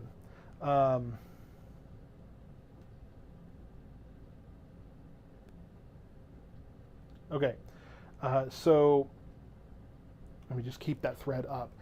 So in the Maypearl area and just south of there, that's where we're seeing the strongest winds at this point. So if you're west of Waxahachie, really southwest of Waxahachie, so south of Maypearl, this is going to be over towards the Great House, Bethel, 5 Points area. That's where some of those strongest winds are headed. Some of those strongest winds are going to be headed towards the Forreston area, towards Italy, south of Waxahachie. That's where I'm mostly concerned about these strong winds at this point. Some strong winds also in the Itasca area, could be moving towards Carl's Corner, towards Milford. Getting a report of Jared, you're saying small hail. Give me a location, folks. If you're going to report a weather condition, report your area, give me your location, because I need to know that, because that can help with information. But I need to know your location in order for that to be relevant here. So south of Midlothian, the Midlothian area right now, not the strongest winds at this time. This is going to be south. This is near Maypearl. This is near Itasca. We're looking specifically at the winds here. This is not showing the rain. The rain's going to be heavy out there. I mean, that's kind of a given. We have to pay attention specifically to the velocity view here, because the winds are the greatest concern with the storms that we are watching. Let me see. Okay. So all of this is moving southeastward. So just to kind of put that into motion again, you can see these winds. You can see, man, you can see how that is picking up steam there. And somebody asking about Scarborough Renaissance Festival, I think this is probably going to stay west of there. If I had to guess, looks like it's going to stay west of the fairgrounds there. So I'm not really that concerned about Scarborough right now. But it's the Maypearl area here. Between Maypearl, just outside of Grandview, also near Itasca. Those are kind of the two pockets of stronger winds at this point. We broaden this out again, like I say, northern Navarro County, moving through parts of Ellis County here. Wow, rapid fire comments here. I don't know if it's just catching up or what the deal is. I think it just gave me about 100 comments all simultaneously here. Okay, I'm just trying to keep up with what's happening here, but these are the stronger winds that we're paying attention to. Also into northern Hill County. Let's look back and just kind of look at the probabilities of hail here. Again, any hail we're seeing is going to be fairly small at this point. We're not really dealing with a large hail situation. That's the good news here. Not looking at a large hail situation. This is going to be a wind threat, a damaging wind threat across western Ellis County, northern Hill County right now. We'll get back into that velocity view. You can see west of Waxahachie, this is right in the Maypearl area, right there near Itasca. That's what we're watching here, and we should be getting an update on the radar very, very soon. In fact, looks to me like it's overdue. So I'm going to refresh the radar here, see if we can push that update to come in. Not quite, but that will update. This will update very soon. Let's see if we can get that radar update here. I want to see that new scan. I want to see what that looks like. Last scan we had was 12:13. We're well overdue for that at this point. We're at 5 minutes, so we should have gotten one at least by now. But we'll continue to watch that. Hopefully we get an update very soon. That's southwest of Waxahachie, near Itasca, near Maypearl. That's the strongest winds we have. This is probably, we get that new scan, this is going to be closer to Italy. This is going to be closer to Forreston, the Nash-Howard area there. Also towards the Milford area. So that's what we're watching here. Looks like the strongest winds, if this holds, strongest winds could stay south of Waxahachie. But I need to get that radar update here. Okay, hopefully the radar's not down for us. Okay, so we've got an update for just the general, this doesn't show us the winds, but shows you that the strongest part of this storm is south of Midlothian, north of Milford. So moving into Italy, moving into the Forreston area, that's where we're going to have the strongest winds. Let's try to get back to that velocity view because I really do need that update. Okay, there's that update. So again, from Grandview over to Forreston, southern Waxahachie. That's what we're paying attention to. Also just north of Hillsborough. That's where we see those winds. So let's put this into motion again. Here's that storm. Now in the Waxahachie area, we're probably looking at winds 50 to 60 miles per hour, but where we're looking at 70 plus is going to be right in that area. So again, the Maypearl area, that's where we're seeing those stronger winds right now. So just planted right there in the Maypearl, maybe back towards the Grandview area, looks headed towards Italy right now, north of Milford, and then some stronger winds there near Carl's Corner. We'll go into northern Hill County here. Here's Hillsborough, just outside of Carl's Corner. Got some stronger winds there as well. The good news is that I've got several people asking about Midlothian. The good news is in the Midlothian area, that's where we are looking at things calming down quite a bit. If you're in eastern Ellis County, northern Navarro County, not a whole lot going on there. Things are in much better shape across those areas. Not as worried about the wind risk or anything like that. This is going to be a little bit more garden variety severe thunderstorm. Obviously, no severe weather is preferred, but we're definitely looking at the more intense situation in northern Hill County, western Ellis County, parts of extreme southeastern Johnson County right now. I'm not seeing any rotation at this time. We had earlier that tornado warning way out over in parts of Parker and Hood counties, parts of Tarrant and Johnson counties, but I'm not seeing that at this time. We had these extreme winds, again, in the Maypearl area and the north of Hillsborough. That's where we're looking at 70 plus mile per hour winds. Now, I know that we've been doing a lot of talking about March 8th, particularly from Waxahachie to Ennis, the microburst winds that did so much destruction there, even unfortunately led to the loss of a husband and a father. So we're not looking at 90-mile-an-hour winds right now. I'm not seeing an indication of that. So that's the good news. I'm not seeing that kind of very, very acute and rare destruction at this point. But we will continue to monitor all of this as it goes moving forward.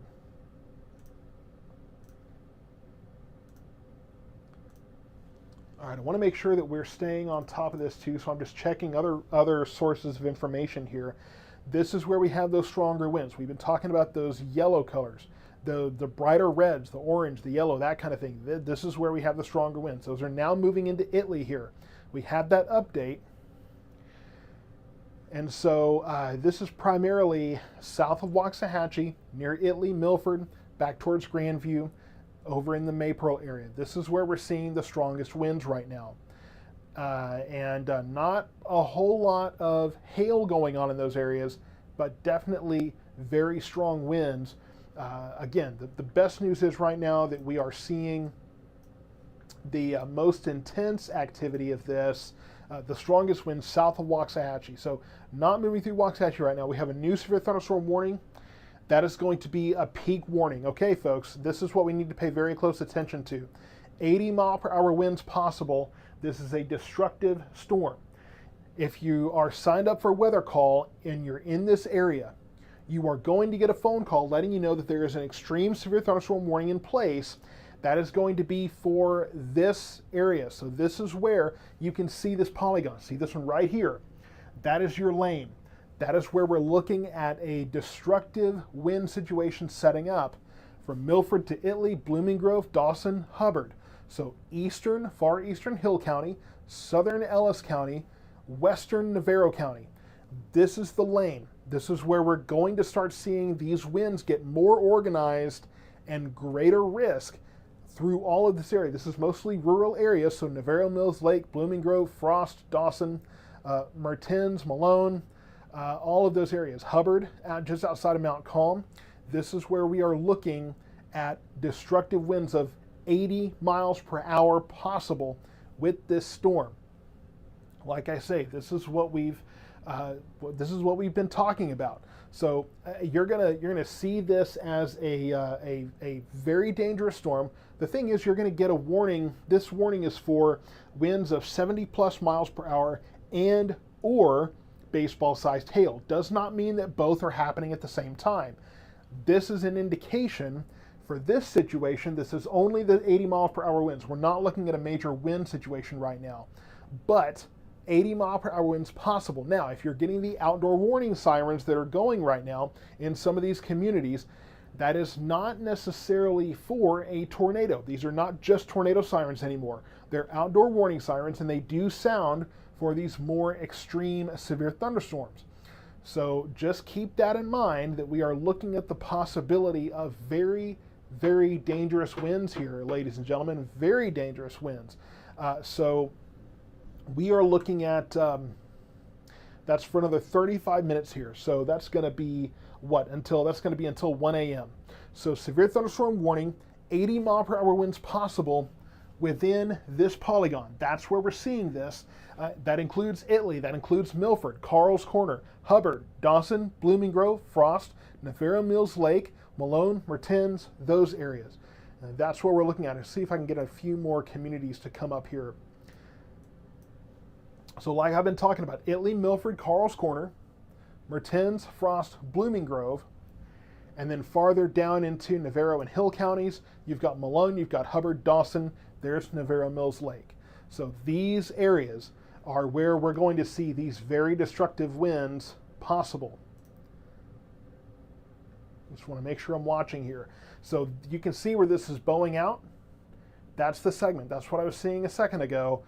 That's where we're going to see these winds increasing. Now, this area near Hillsborough looks like a small area of peaking winds there. We need to watch and see if we're getting a little inflow there. Not seeing rotation at this point, but I'm seeing where some could try to develop. If we put this into the regular reflectivity here, kind of get the image you're so used to, this is where these winds are. You kind of see that bow shape back into Hillsborough, some stronger winds there as well. We're going to have to make sure we don't start to see a hook developing there. But this is that extreme severe thunderstorm warning, that destructive severe thunderstorm warning for 80 mile per hour winds possible in that area.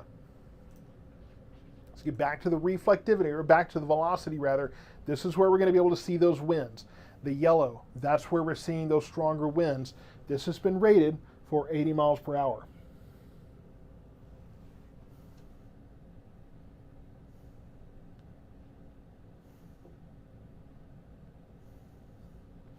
All right. More communication with, again, Terry is still there doing the moderation and everything. Big props to her. I owe her a whatever kind of coffee from Starbucks she wants in the morning. So we'll make sure that she's taken care of there. Watching the Hillsborough area here, I'm seeing some signs maybe of some broad rotation trying to form there. Not that thrilled about what I'm seeing there, but we'll keep an eye on that. And then very strong winds in the Italy-Milford area right now, just south of, looks like just south of Maypearl. So that's going to continue to move to the southeast. That's why we have this new severe thunderstorm warning going on. Let me see.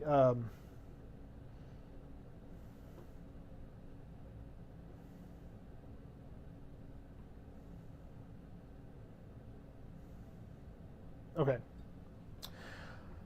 All right, so let me try to follow some comments here.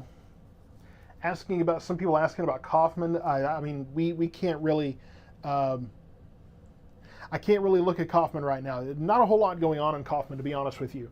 Looks like things in Kaufman are probably starting to calm down.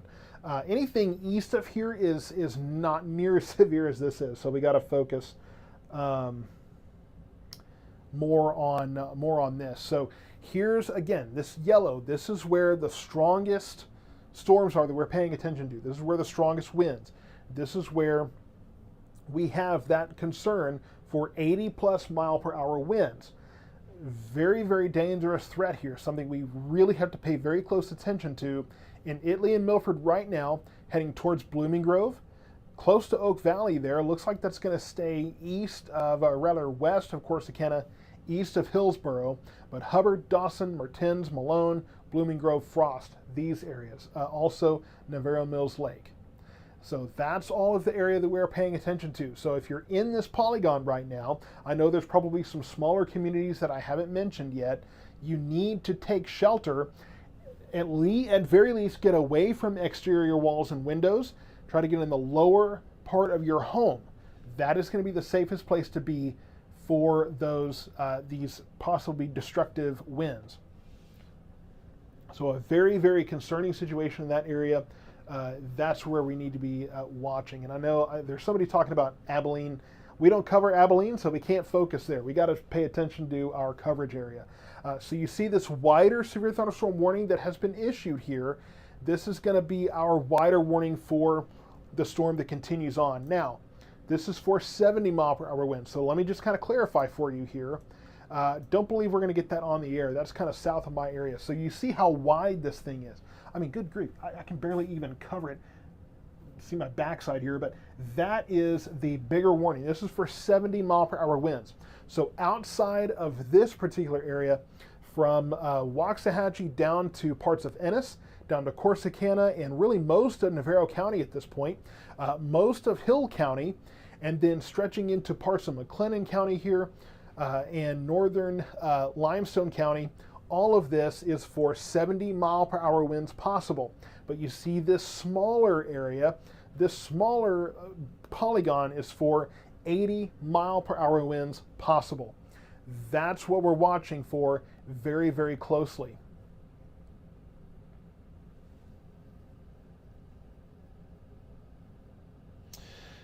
So Robert, I don't think that a monthly option is available. It's only going to be per year on weather call. Normally there's not uh, a monthly option available. So I'm not sure what you're seeing, but that's primarily going to be, yeah, it's going to be a, sorry, I'm trying to catch up to some messages to make sure I'm not missing any kind of reports there. So this is the area where we have the 80 mile per hour winds possible, 70 mile per hour winds possible outside of that. And so those are the two severe thunderstorm warnings we have in place. Again, if you're east of this, you're not really going to be too concerned with that. But this is what we're seeing right now. This is all moving southeast. I kind of talked a little bit about how we were seeing some of the winds that were kind of coming together here. So as we have that moving southeastward, that is what we're going to be paying very close attention to, because outside of most of this is 70 mile per hour winds possible. Some of this may be a little bit downstream as this gets more organized here. As I talked about, we're now seeing things kind of get reorganized and all of this come together. We had those two lines coming through. We had two of them, and then now they're kind of coming together just as one outflow boundary that is moving through, or not outflow boundary, but one gust front rather, that is getting better organized and will continue to move to the southeast. So I'm going to jump away for just a brief moment here, take a breather, get a drink of water. I will be right back after just a very brief break here. I got to kind of catch my breath here for just a second, but we will be right back in just a few seconds with more coverage of these storms. Don't go away.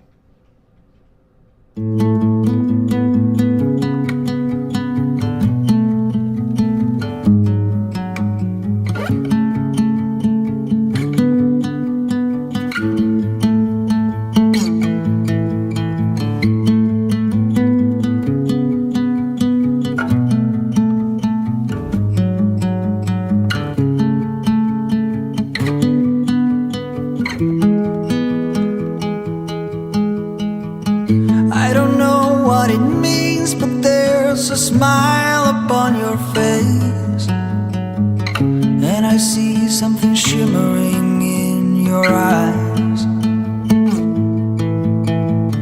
And they say if you want to glimpse the future, you need space. And you said you'll put down your morning guns. All right, guys. I have got an itch in my nose that is just driving me crazy. And I didn't want to stand here doing this the entire time, but I can't even fight it now. And I don't want to keep distracting you, but so sorry about that. I need to get some water and just try to get rid of these distractions, but man. So here's the storm. We're looking back at the reflectivity here. So from Hillsborough on into northern Navarro County. So this is where we have those two warnings. So one is going to be the outer warning here. That's for 70 mile per hour winds possible. The smaller warning here is 80 mile per hour winds possible. So that, again, that's our more narrow warning. That's that lane where we have, again, parts of Hill County, Navarro County, southern Ellis County. That's where 80 mile per hour winds are possible. You see how quickly this is moving. We have that rated for, what, 50 mile per hour movement here? Let me get an idea. We're looking at, 50 miles per hour moving southeast. Now that's moving very fast. So that's the thing, is we're going to see this all picking up very quickly here. And I don't see any rotation at this point. Not really concerned about rotation at this time. This is all straight line winds. However, 80 mile an hour winds are possible with this storm. Now, behind all of this, we still have more rain going on. There is a flash flood warning up in Dallas and Tarrant counties. We may have to watch for that as all of this continues to move southward. If we continue to see more rain in different parts of our area, we may have to pay very close attention to a flood threat behind all of the winds. But the strongest winds right now, the greatest concern at this point, is going to be the damaging straight line winds. Again, this warning here, we could be looking, man, I just cannot, I apologize if that's distracting, but I can't seem to get rid of that that itch there. But these winds moving into northern northern Navarro County, Hill County doesn't seem to be getting as strong a wind. I would say you're really going to be concerned more so near Hillsborough. Not really seeing the winds we had just a second ago. I think that may be trying to rotate there, but it's not organized, so I'm not really that concerned about that at this point. But southern Ellis County, northern, really almost northwestern Navarro County at this time, that's where we're seeing the stronger winds. And again, this box, this polygon, that's where we had that concern for 80 plus mile per hour winds.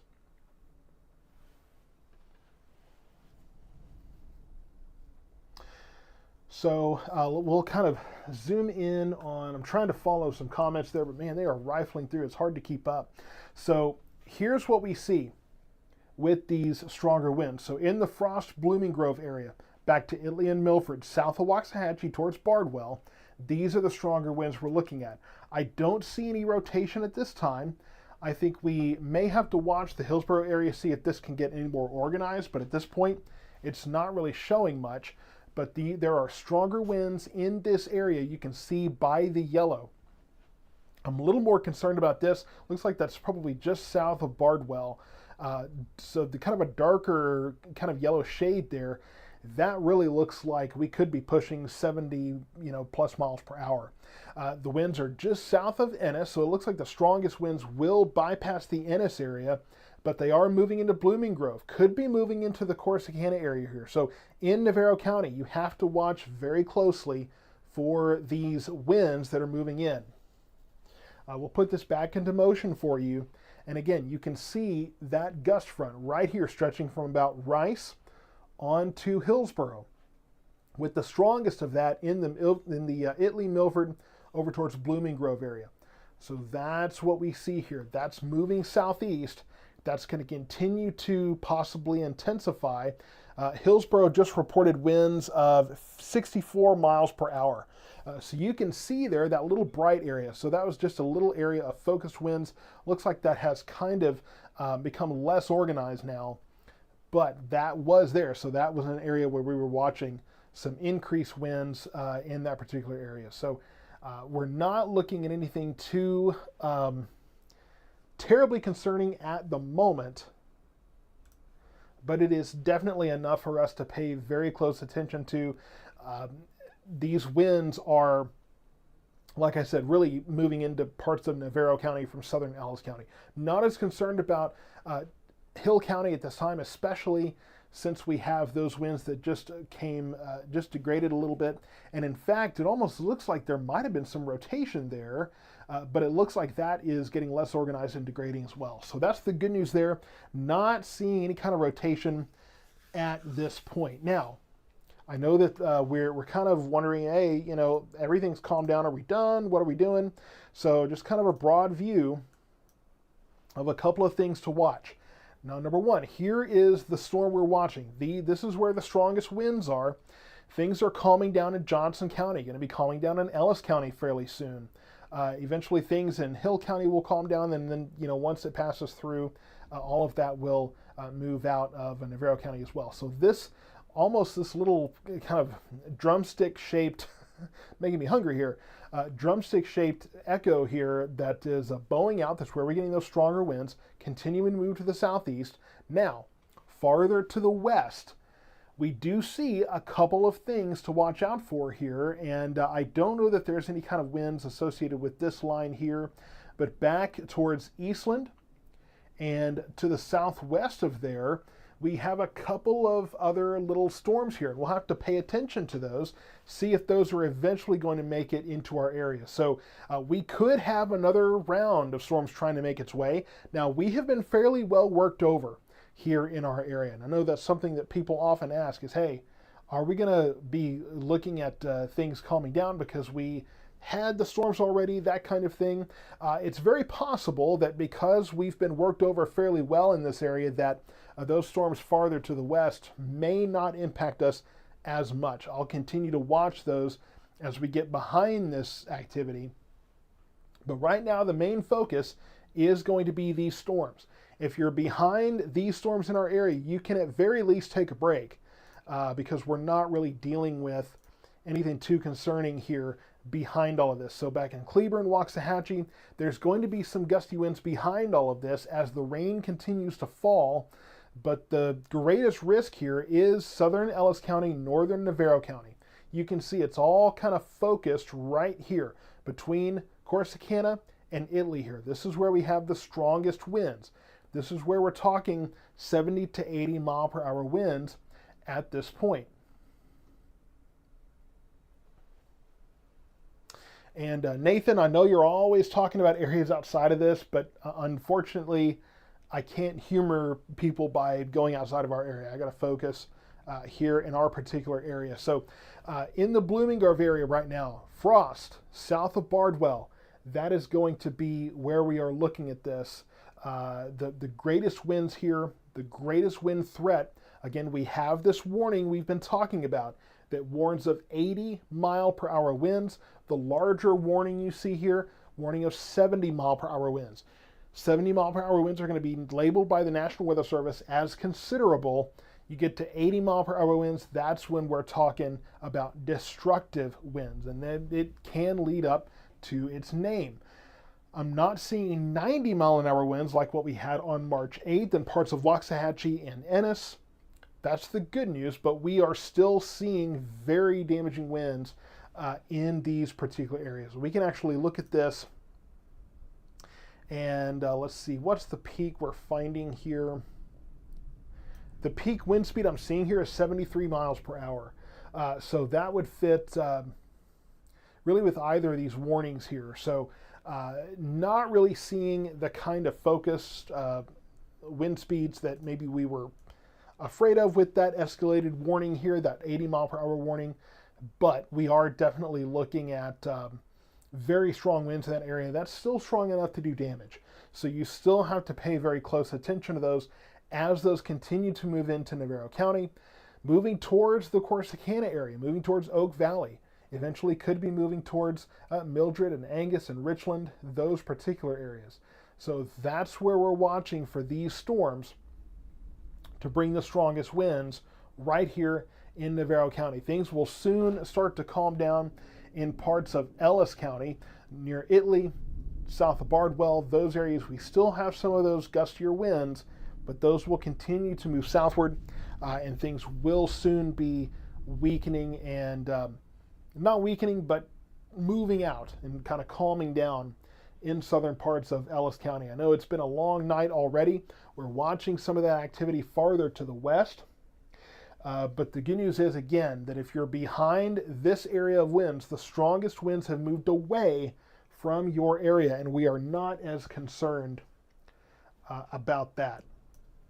Now, south of Hillsborough here, we're going to have to keep watching.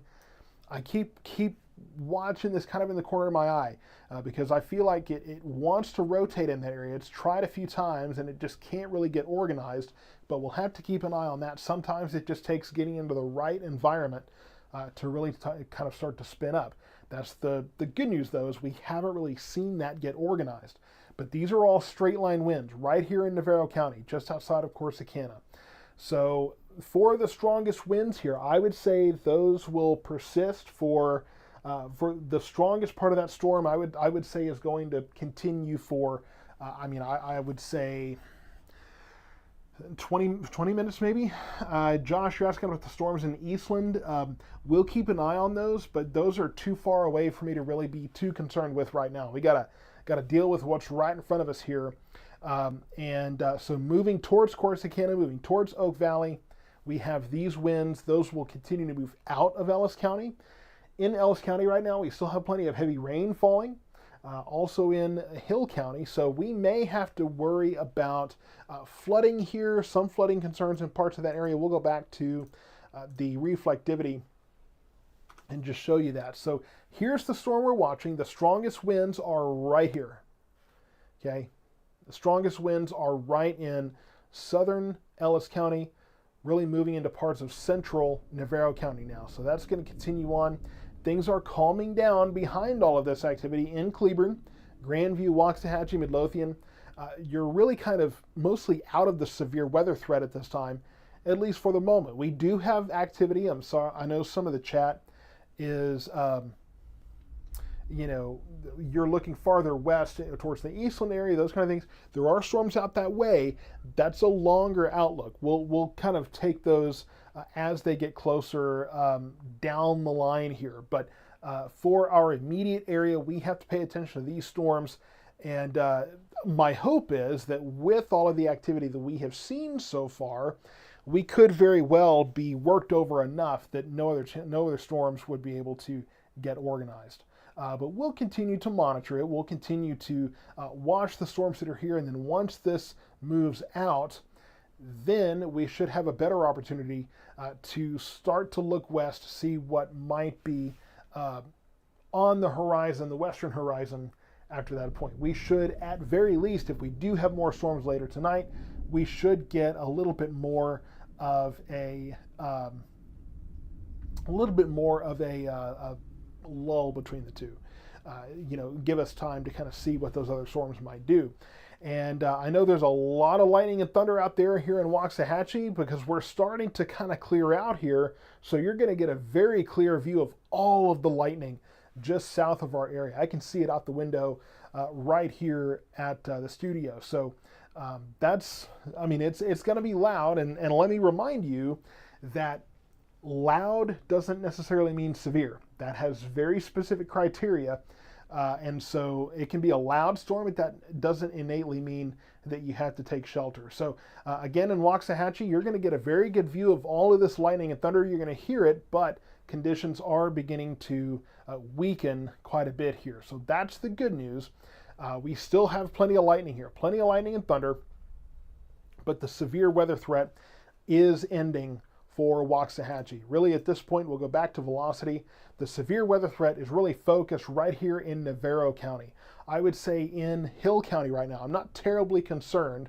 We see this area that is kind of trying to maybe rotate a little bit, but it just can't get organized there. We're going to kind of count our blessings there. But in Navarro County right now, this is where we have the strongest winds. Right there in Blooming Grove, moving towards the Corsicana area, just outside of Rice and Alma, also moving towards Oak Valley. So just to kind of get more M-House as well, getting those very strong winds. And that's going to continue to move on to the southeast. So let's put this back into motion for you. And let's actually cut down just 7 frames here. Okay, that's going to be a lot better. So you can see that the wind threat is kind of shifting eastward here a little bit. It's not necessarily moving eastward, it's moving southeast, where you can see that it kind of builds farther east. So really towards M-House, towards Corsicana, eventually Angus, Richland, Eureka. That's where we see the strongest winds right now. Now these are going to be in the neighborhood of, and there's the update, so now starting to pick up around Rice. The strongest winds here are going to be in the neighborhood of about 70, 75 miles per hour. I don't know that we're reaching 80 mile per hour wind gusts, I should say, at this point. But it's moving southeastward, moving into Corsicana. If you're in the Corsicana area, definitely be taking shelter now, especially if you're in a home with a lot of windows, a lot of exterior walls. You want to pay very close attention to this storm. Take this seriously. This storm has been warned. Let's see, Carl's Corner, we're getting a report of winds at 64 miles per hour. That's a wind gust at 12:35. So that was about 15 minutes ago. But these storms, we're talking about 70, in the range, in the neighborhood of 70 mile per hour winds possible with this storm that is moving into Corsicana right now. So Navarro County, you're pretty exclusively getting the strongest winds at this point. So you're now kind of in that area of focus right there near Corsicana, Oak Valley, up to M-House, up to Rice, eventually moving towards southern Navarro County. Now, reminder, the storm is moving about 50 miles per hour. It's moving at a pretty good clip. So if it's not in your area yet, if you're in Mildred, Powell, Kearns, and it's not there yet, it is moving that direction. Now, I know I've got my folks over in Henderson County watching right now. Trinidad, Malakoff, up to Gun Barrel. I mean, you're pretty much, you're avoiding the heaviest winds right now. You can see those here, but they are staying east, southwest, moving southeast, but they're staying southwest of those parts of Henderson County. So that's the good news there. So Henderson County right now, I'm not as concerned about those conditions. More worried about Navarro County here. Blooming Grove, you should start calming down fairly soon. Frost as well. But definitely moving into Corsicana now, moving into Oak Valley, directly hitting M House, Rice, Alma. So this whole area, this is where the strongest winds are. They're going to continue to quickly shift southeastward. So if you're in Corsicana, you need to be sheltering now in place. This is not a tornado threat. This is a damaging wind threat. The primary areas to avoid is get away from windows, get away from those exterior walls. Those are going to be the areas that are most threatened by these strong winds.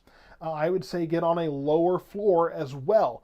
If you're on a lower floor, then the higher up you are, the more susceptible you are to winds that may not necessarily be encumbered by things at the surface, so you may get stronger winds there. But definitely take shelter, take precautions with these storms. You can already see we've had, just in the last few minutes, 2 updates, and those stronger winds moving right into Corsicana here. So be very, very careful about these storms moving right into Navarro County right now. Lots of reports that the winds are picking up there in the Corsicana area. That's got to be paid attention to there. That could be a very serious situation as we go forward. And again, neighborhood of 70 miles per hour. Looks like they have canceled now. Yeah, they have expired that severe thunderstorm warning for the 80 mile per hour winds. But the warning remains, this wider warning that does include this part of the storm, for 70 mile per hour winds. And we are seeing that, at least radar indicated at this point.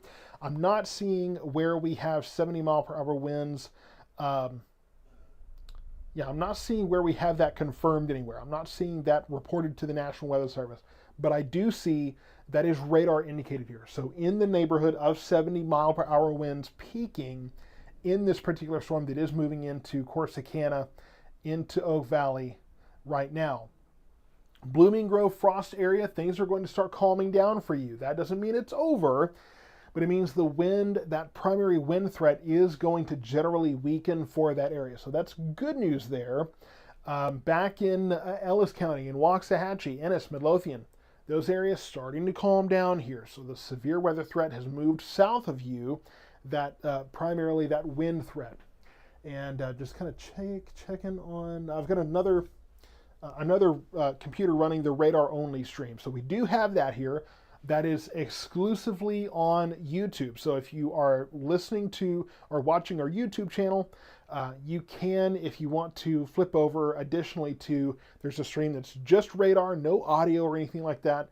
It's just radar if you want to watch that. But of course on this stream, this is where we have more information. Now, eventually when this continues on, because obviously these are moving at 50 miles per hour, so they will be in Freestone County fairly soon. So you have you have kind of the almost outflow winds here moving towards Fairfield, and then the stronger winds are back here towards Oak Valley, Corsicana, and Rice. So this is where we have those stronger winds moving on southeast.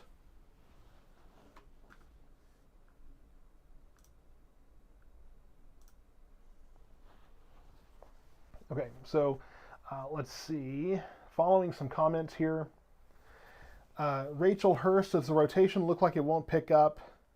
I'm not seeing any kind of threat of rotation at this point. Not seeing rotation getting organized at this time. So I'm not too concerned about that right now. That's the good news. I'm just not seeing, I'm looking at another monitor here.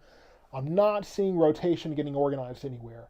I do think it tried in that part of the storm near Hillsborough, but it just could not hold on. So that's the good news right over here. That was the part of the storm that I've kind of been watching out of the corner of my eye, but it just doesn't look like it was able to get hold. So that's the good news there.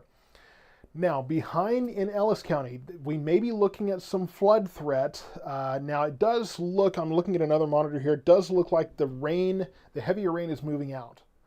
So things are clearing up pretty well in Waxahachie. You've got some heavier rain moving into parts of Cleburne right now, parts of Johnson County.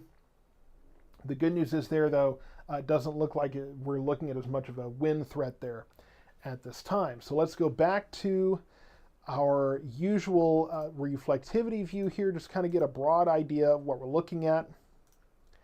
Just a few things here. Number one, here's the storms we're watching. Here's that wind threat, neighborhood of, again, 70 mile per hour winds or so. And then as far as Johnson County, we do have this line of rain. We do have showers that are kind of filling in on the back side here. The good news is that this doesn't look severe at this time. We do have this storm moving out of Eastland County, moving towards Comanche and Erath counties now. We will have to keep an eye on that. New severe thunderstorm warning issued for that. Let's see what they're rating that for. So that's 60, man, they keep putting that blue on black that I can't read. 65 miles per hour and winds and 1 inch hail. So this is kind of a more baseline severe thunderstorm. So not as intense as what we've been seeing here, but we will watch this just in case it is going to try to make it towards our area here. Back towards Breckenridge and Grafford up to Graham and Jacksboro, you can see kind of what looks like a little mesoscale convective vortex there. And that kind of rotation, that's not tornadic. That's just another little part of this whole thing here. Could be looking at, if nothing else, some more rain coming in overnight. So we could transition after we get into, if we get the severe weather threat out of the area, we could be looking at just more rain overnight. I will continue to watch the storms farther to the west to see if those will impact our area.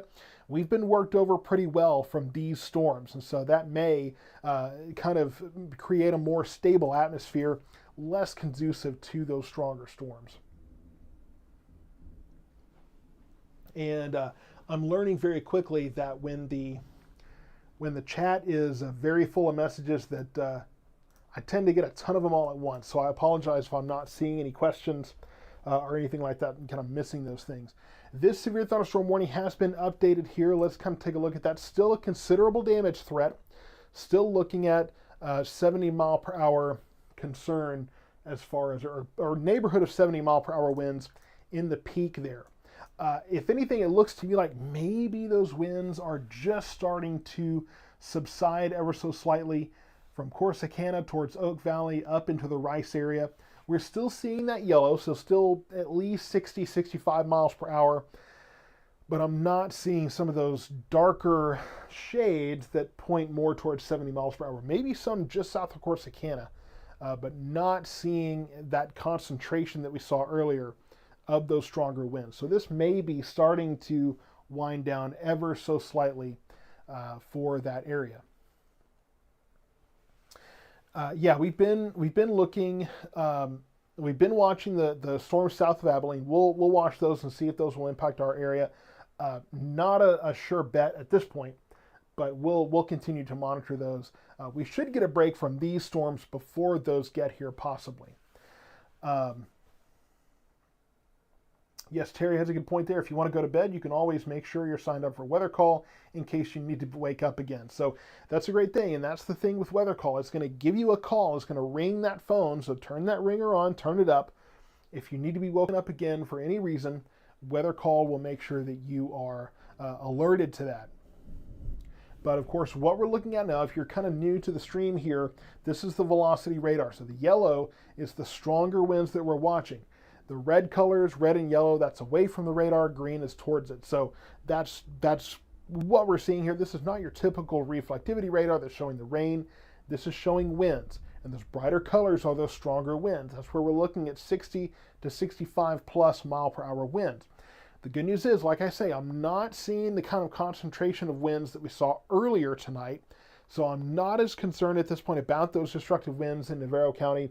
Still could be looking at closer to 70 miles per hour in some places, but it looks like it may be trying to wind down ever so slightly. I want to see an update here. We should get one momentarily to see if maybe we are looking at a weakening trend. We'll see what this is going to actually do. But for right now, winds are still strong in Navarro County, still could do damage, but it looks like we may be dealing with something where it's trying to weaken ever so slightly.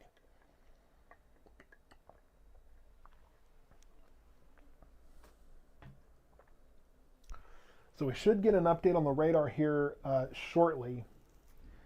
And that's going to tell me a lot about what we're seeing now. These storms are moving very quickly, looking at about 50 miles per hour.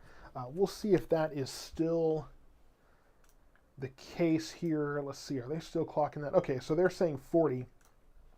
Yeah, so winds are degrading here. So the concentration of stronger winds does look to be falling apart a little bit here. So just south of Corsicana, south of Oak Valley, still have some stronger winds there. Near Angus and Mildred, moving towards Eureka and Richland. Still some strong winds there. I would say closer to 60 to 65 mile per hour winds. And then as we get up towards Rice, up into far western Henderson County here, kind of the tri-county area here, four counties, Henderson here, Navarro here, Ellis, and Kaufman. So that's kind of what we're looking at. Some stronger winds there, but again, not looking at the really intense winds that we had on this storm earlier. This warning, again, is rated for 80 mile per hour winds. You can still have considerable damage with that, but the good news is that we're still, we're not quite, and I'm missing a banner here. Let's see if I can get that. There we go. I'm proud of that. I worked on that. So we are continuing to watch these storms. This is Navarro County here. If you're behind all of this, the severe weather threat is deteriorating for you. And then near Navarro County, in Navarro County, that's what we're watching. That's where we have the strongest winds right now. Severe thunderstorm warning still in place. The severe thunderstorm watch continues until 4 a.m. And I don't know that anyone has been released from that yet. Okay, so the severe thunderstorm watch has been canceled all the way down, basically south side of the Metroplex. So from Erath County to Hood and Somerville, Ellis, Johnson, and then Kaufman County has actually been released from that severe warning as well. New severe thunderstorm released from the watch. New severe thunderstorm warning here. This is going down into Mejia and Groesbeck over to Limestone County, Freestone County, over into Palestine area, Henderson County there. So that's what we're watching. We have this new warning here. Again, this is also for 70 mile per hour winds. This is about to move out of Navarro County here, about to clear Navarro County very soon. And so that will clear most of that area from the strongest part of this. But again, we got to watch and make sure that we don't miss anything there. As this continues on to the southeast, we could see those winds ramp up again. We've kind of seen that trend here, right? So we've seen these get a little disorganized, and then they kind of reorganize here, and then they disorganize some, and then reorganize, and they keep kind of going back and forth there. So I'm glad they have this wide warning here. So this is a wide area, covers several counties, but we will soon see this warning canceled. That only has about another 10 minutes here. So we will see that run out of time at about 1:15. So plenty of storms going on, and we'll kind of broaden this out a little bit just to show you again the few things that we're watching. So this, we have the storms here that are bringing those ballpark 70 mile per hour winds. Things are calming down behind it. We have more rain. Some of that may still be heavy rain, maybe some lightning and thunder with that, but it's not severe weather behind that initial line. And then farther to the west, yes, west of Stephenville, we are watching some severe weather out that way. It is not, it's not in our immediate area at this time, but that is farther to the west. And will need to be watched, but at this point, I'm a little skeptical that it will do as much, because our atmosphere here likely is pretty exhausted at this point. It's been worked over fairly well. And I believe that we have just crossed into 50,000 followers. I believe we've finally done that here. So just a quick thank you. We've gone up to 50,000 followers here on the Facebook page. So thank you so much for letting us hit that point. This is also October, we will hit 10 years since I've been doing this. Of course, we started out as Ellis County weather and now our South Metro weather. So we will celebrate that, and I'll have more updates for what that's going to look like. I think we're going to have a good time. South of Corsicana here, that's where we're seeing the strongest winds here. So you can see that that has contracted and that has degraded quite a bit. So very well improved across this entire area. So not seeing near the the concern that we were looking at for this area. But as that moves into Limestone County here, or Freestone rather, Limestone right here, why do they got to put two very similarly named counties right next to each other? They got to be messing with us weather guys, right? We work in maps and they do this stuff all the time. It's like I was talking to somebody today that Eastland is farther west than West Texas. I mean, come on, y'all.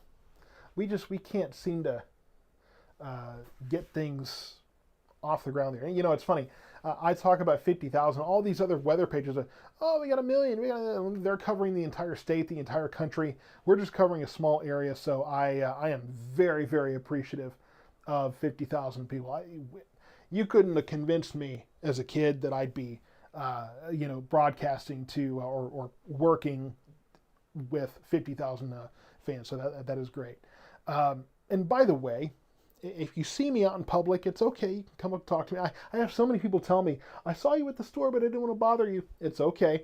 Actually, my wife and my son make it a game. They'll make it a game to try to guess how many people recognize me out in public, at an event or at the store or something. So if they're arguing about numbers, that's all that is. It's not weird. So it's not weird to talk to me. That's what I meant. So these storms continue on to the southeast, about 40 to 50 miles per hour in terms of how quickly they're moving. That's not even talking about the winds.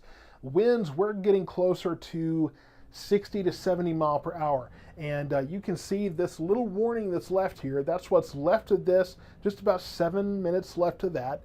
And then there is this new warning here farther to the southwest, southeast rather, where covers several counties. That too is rated for a 70 mile per hour wind threat. Now, once all of this is moving out, so this is getting ready to exit Navarro County, we will be looking at a much more improved situation area-wide. There's still some gusty winds area-wide here, but not severe winds at this point. I'll tell you, southern Kaufman County, western Henderson County, we could be looking at some stronger winds there. Doesn't look as intense, doesn't look as much like a severe weather situation, but could be, in the range of 60 mile per hour winds there. Don't think we're seeing 70 yet, but that could deteriorate, or that could intensify rather, as that continues on to the east. So those areas will need to watch that very closely. But for our specific area, we're not really seeing too much. Now, off to the west, we have been watching west of Stephenville. We do have some gustier winds in that storm, but it does look like it is weakening. That's what I've been paying attention to. So I do think that we will probably see a weakening trend continue with that storm, because our air here is fairly worked over, and when you have a lot of storms that go through an area, and very intense storms, that's going to kind of work over the air. It's going to stabilize the air because it's used most of the storm fuel that's here. You also have rain-cooled air. You have multiple elements that stabilize the air there. So going to stabilize things, kind of calm things down, and that will kind of help to probably continue to weaken this storm as it moves eastward. And so we will be watching that. That's not a concern at this time. There's still a lot of time for that to change, but we're still watching the rest of this intense activity right here in Navarro County. There's still going to be some, plenty of lightning and thunder that you're going to see and hear on the back side of this, but the strongest winds continue to move southward out of Navarro County here. This line, this warning only has about 5 minutes left. This larger warning, it's still rated for 70 mile per hour winds. So very strong winds are still possible with this. And what we've seen, there was a lot of talk about a derecho, but we haven't really seen that. We've seen pockets, and that's more of kind of what I talked about earlier today. I thought there was going to be pockets of stronger winds here and there. I was skeptical that we were going to see just one grand derecho across the area, And that's kind of what we've seen, is we've seen the little pockets of stronger winds. We had the one in Parker County, then we had one come together in parts of Ellison, Johnson, and Northern Hill counties. And then obviously we have the one now that moved through the Corsicana area, weakening as it moves into Limestone County. So that's Freestone County, rather. I'm still going to get those two mixed up. But that's what we're seeing here. We've been dealing with these winds that just have not really wanted to kind of go either way. They haven't really wanted to get too broadly organized. We've seen attempts at rotation. We did have that tornado warning for parts of Parker County, Johnson, Tarrant, and Hood counties there. Don't believe that ever produced. That weakened pretty quickly, and that's typical of these modalities of storms. When you have these lines, they kind of quickly intensify and then they weaken. Jessica, I yelled, hey, weather family, to you and your wife at the pub a couple of weeks ago. Yeah, so College Street Pub is undoubtedly one of my absolute favorite places to go and eat. So just to let you know, and I think tomorrow, I think I should get lunch there. I think I've kind of deserved that for myself. So I think I'll go and we'll celebrate 50K at the College Street Pub. So that'll be kind of how we do that. Maybe we'll have lunch there. At whatever time I wake up tomorrow, which who knows how late I'll be sleeping in the morning, hopefully so. Yeah, somebody in the comments here, the YouTube comments, thank you for this, just found out a few hours ago, and been keeping tabs, way better than watching the networks, thanks so much. Well, I can tell you that the networks don't often show as much south. They got to focus on the Metroplex. Those are well, two things. One, that's the population centers, and then that's also where they have the, that's where they have the, the people that write their checks, right? The people that run the network. So that's just kind of how that works. So these storms, that's what we're watching right here in Navarro County. Now, the strongest winds are going to be shifting into Freestone County. So we have what's left of that area of winds, not much of it there. So that's going to continue to shift southward, and behind it we'll still have some winds blowing here, but these are not severe winds in that area. So Taylor Adelot, you're asking, can I go to sleep in Kearns? Yeah, I think you're good. I think you're I think Taylor, I think you're good to go to bed in Kearns, because I don't see any kind of any more severe weather, at least particularly destructive weather for that particular area.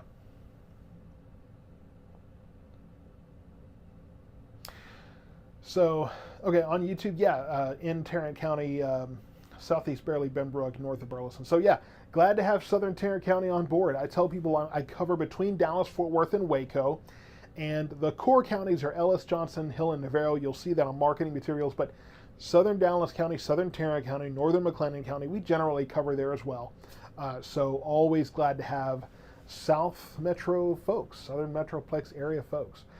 So glad to have you guys there. So things are winding down in our area. The severe weather threat has greatly diminished here. They're going to allow that severe thunderstorm warning to expire there. They will eventually kind of clip this back as well to at least get most of Navarro County, most of really probably all of Hill County. So there goes that one warning. And then just south of there is where we will see, so those winds continue to degrade there. I would say there might be some gusty winds happening right now, right over the lake there. So right over Richland Chambers Reservoir. It looks like we could have some stronger winds. I wouldn't be surprised. Maybe that's a little bit of a let's see. Yeah, I might have a little pocket of stronger winds there, but not anything like we were seeing earlier. And then as that continues to move southeastward, let's just go back to the reflectivity here. I know some folks were asking about Waco. You got some heavier rains headed there, but you're not looking at severe weather moving that direction. So that's the severe weather right now, the severe weather threat moving into Limestone and Freestone counties over into, I believe, Smith County there.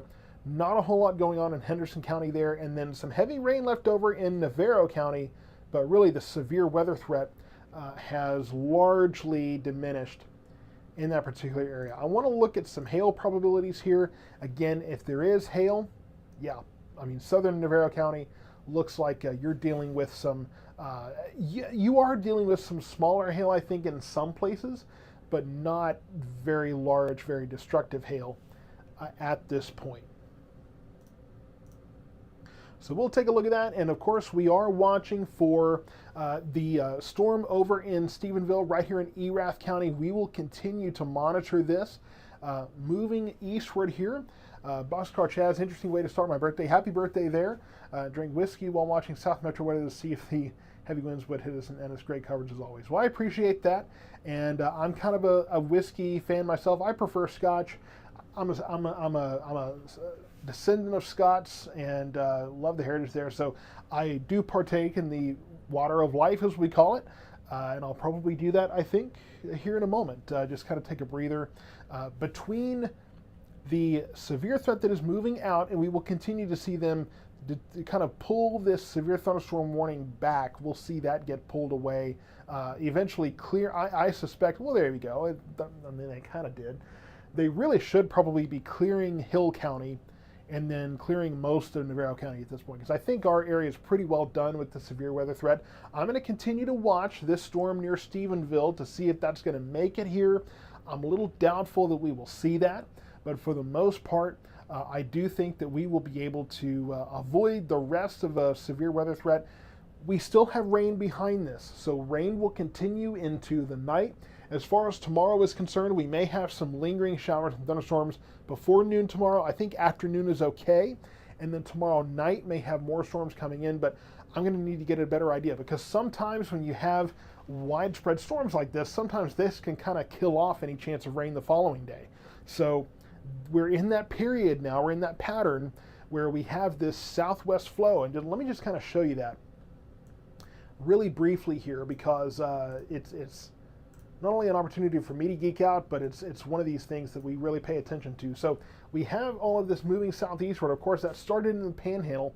We're going to be looking at for the next week or so, and that's kind of what we've been dealing with here, is we're seeing all these things go this way, right? We're seeing these disturbances go across the desert southwest, right here into North Texas. We saw the storms in Lubbock. Eventually that moved our way. So what we're eventually going to see, this northwest flow that we're stuck in that keeps bringing disturbance after disturbance, that's going to continue to lift northward. You know what's actually pushing it? Summertime weather, that high pressure dome, that heat dome that builds in, that'll push this pattern northward. We're going to have a front this week. Looks like that's going to stall right over our area. That'll bring more storm chances. But again, they're stalling out in our area because they're hitting the brakes as they hit that warmer air, and pretty soon they'll start parking in Oklahoma, and then they won't go farther south than Kansas. That kind of thing. That's what we're looking at area-wide. So that is the pattern that we are stuck in. But more on that to go, so I will continue to monitor the storms. Looks like these storms south of, okay, so update on the severe thunderstorm watch. That has been expanded to include Leon and Robertson counties. Ellis and Ellis Johnson Hill, and Navarro counties continue with the severe thunderstorm watch, but I suspect they will update that soon. But we'll continue to monitor this storm near Stephenville, see if that's going to move into our area. I'm doubtful, but we'll keep an eye on it. But for now, I'm going to wrap up live coverage. Y'all, we reached 50K on Facebook tonight. Thank you so much for that. Thank you so much for all of the signups on Weather Call, because that assures me that more and more people that watch this stream are prepared and going to know about warnings when they come in. Thank you so much for the Venmo and the Cash App and those kind of things as well. Overall, thank you so much for trusting South Metro Weather for your severe weather information and what has been, and what usually is in North Central Texas, quite an eventful season. More to come overnight tonight. I'll continue to watch those storms, so stay tuned to South Metro Weather. More updates are to come.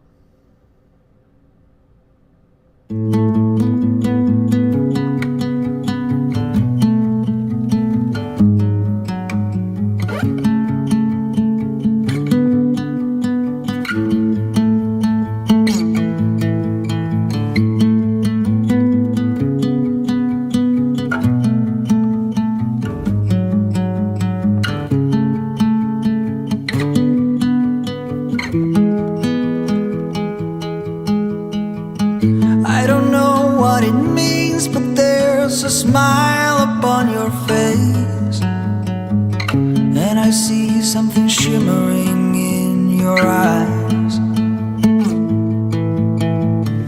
And they say if you want to glimpse the future, you need space. And you said you'll put down your morning guns. Would you follow me to wonders? Take my hand and walk beside me in a world of thunder. Fear is an imposter. When you look at me this way, I find it hard to not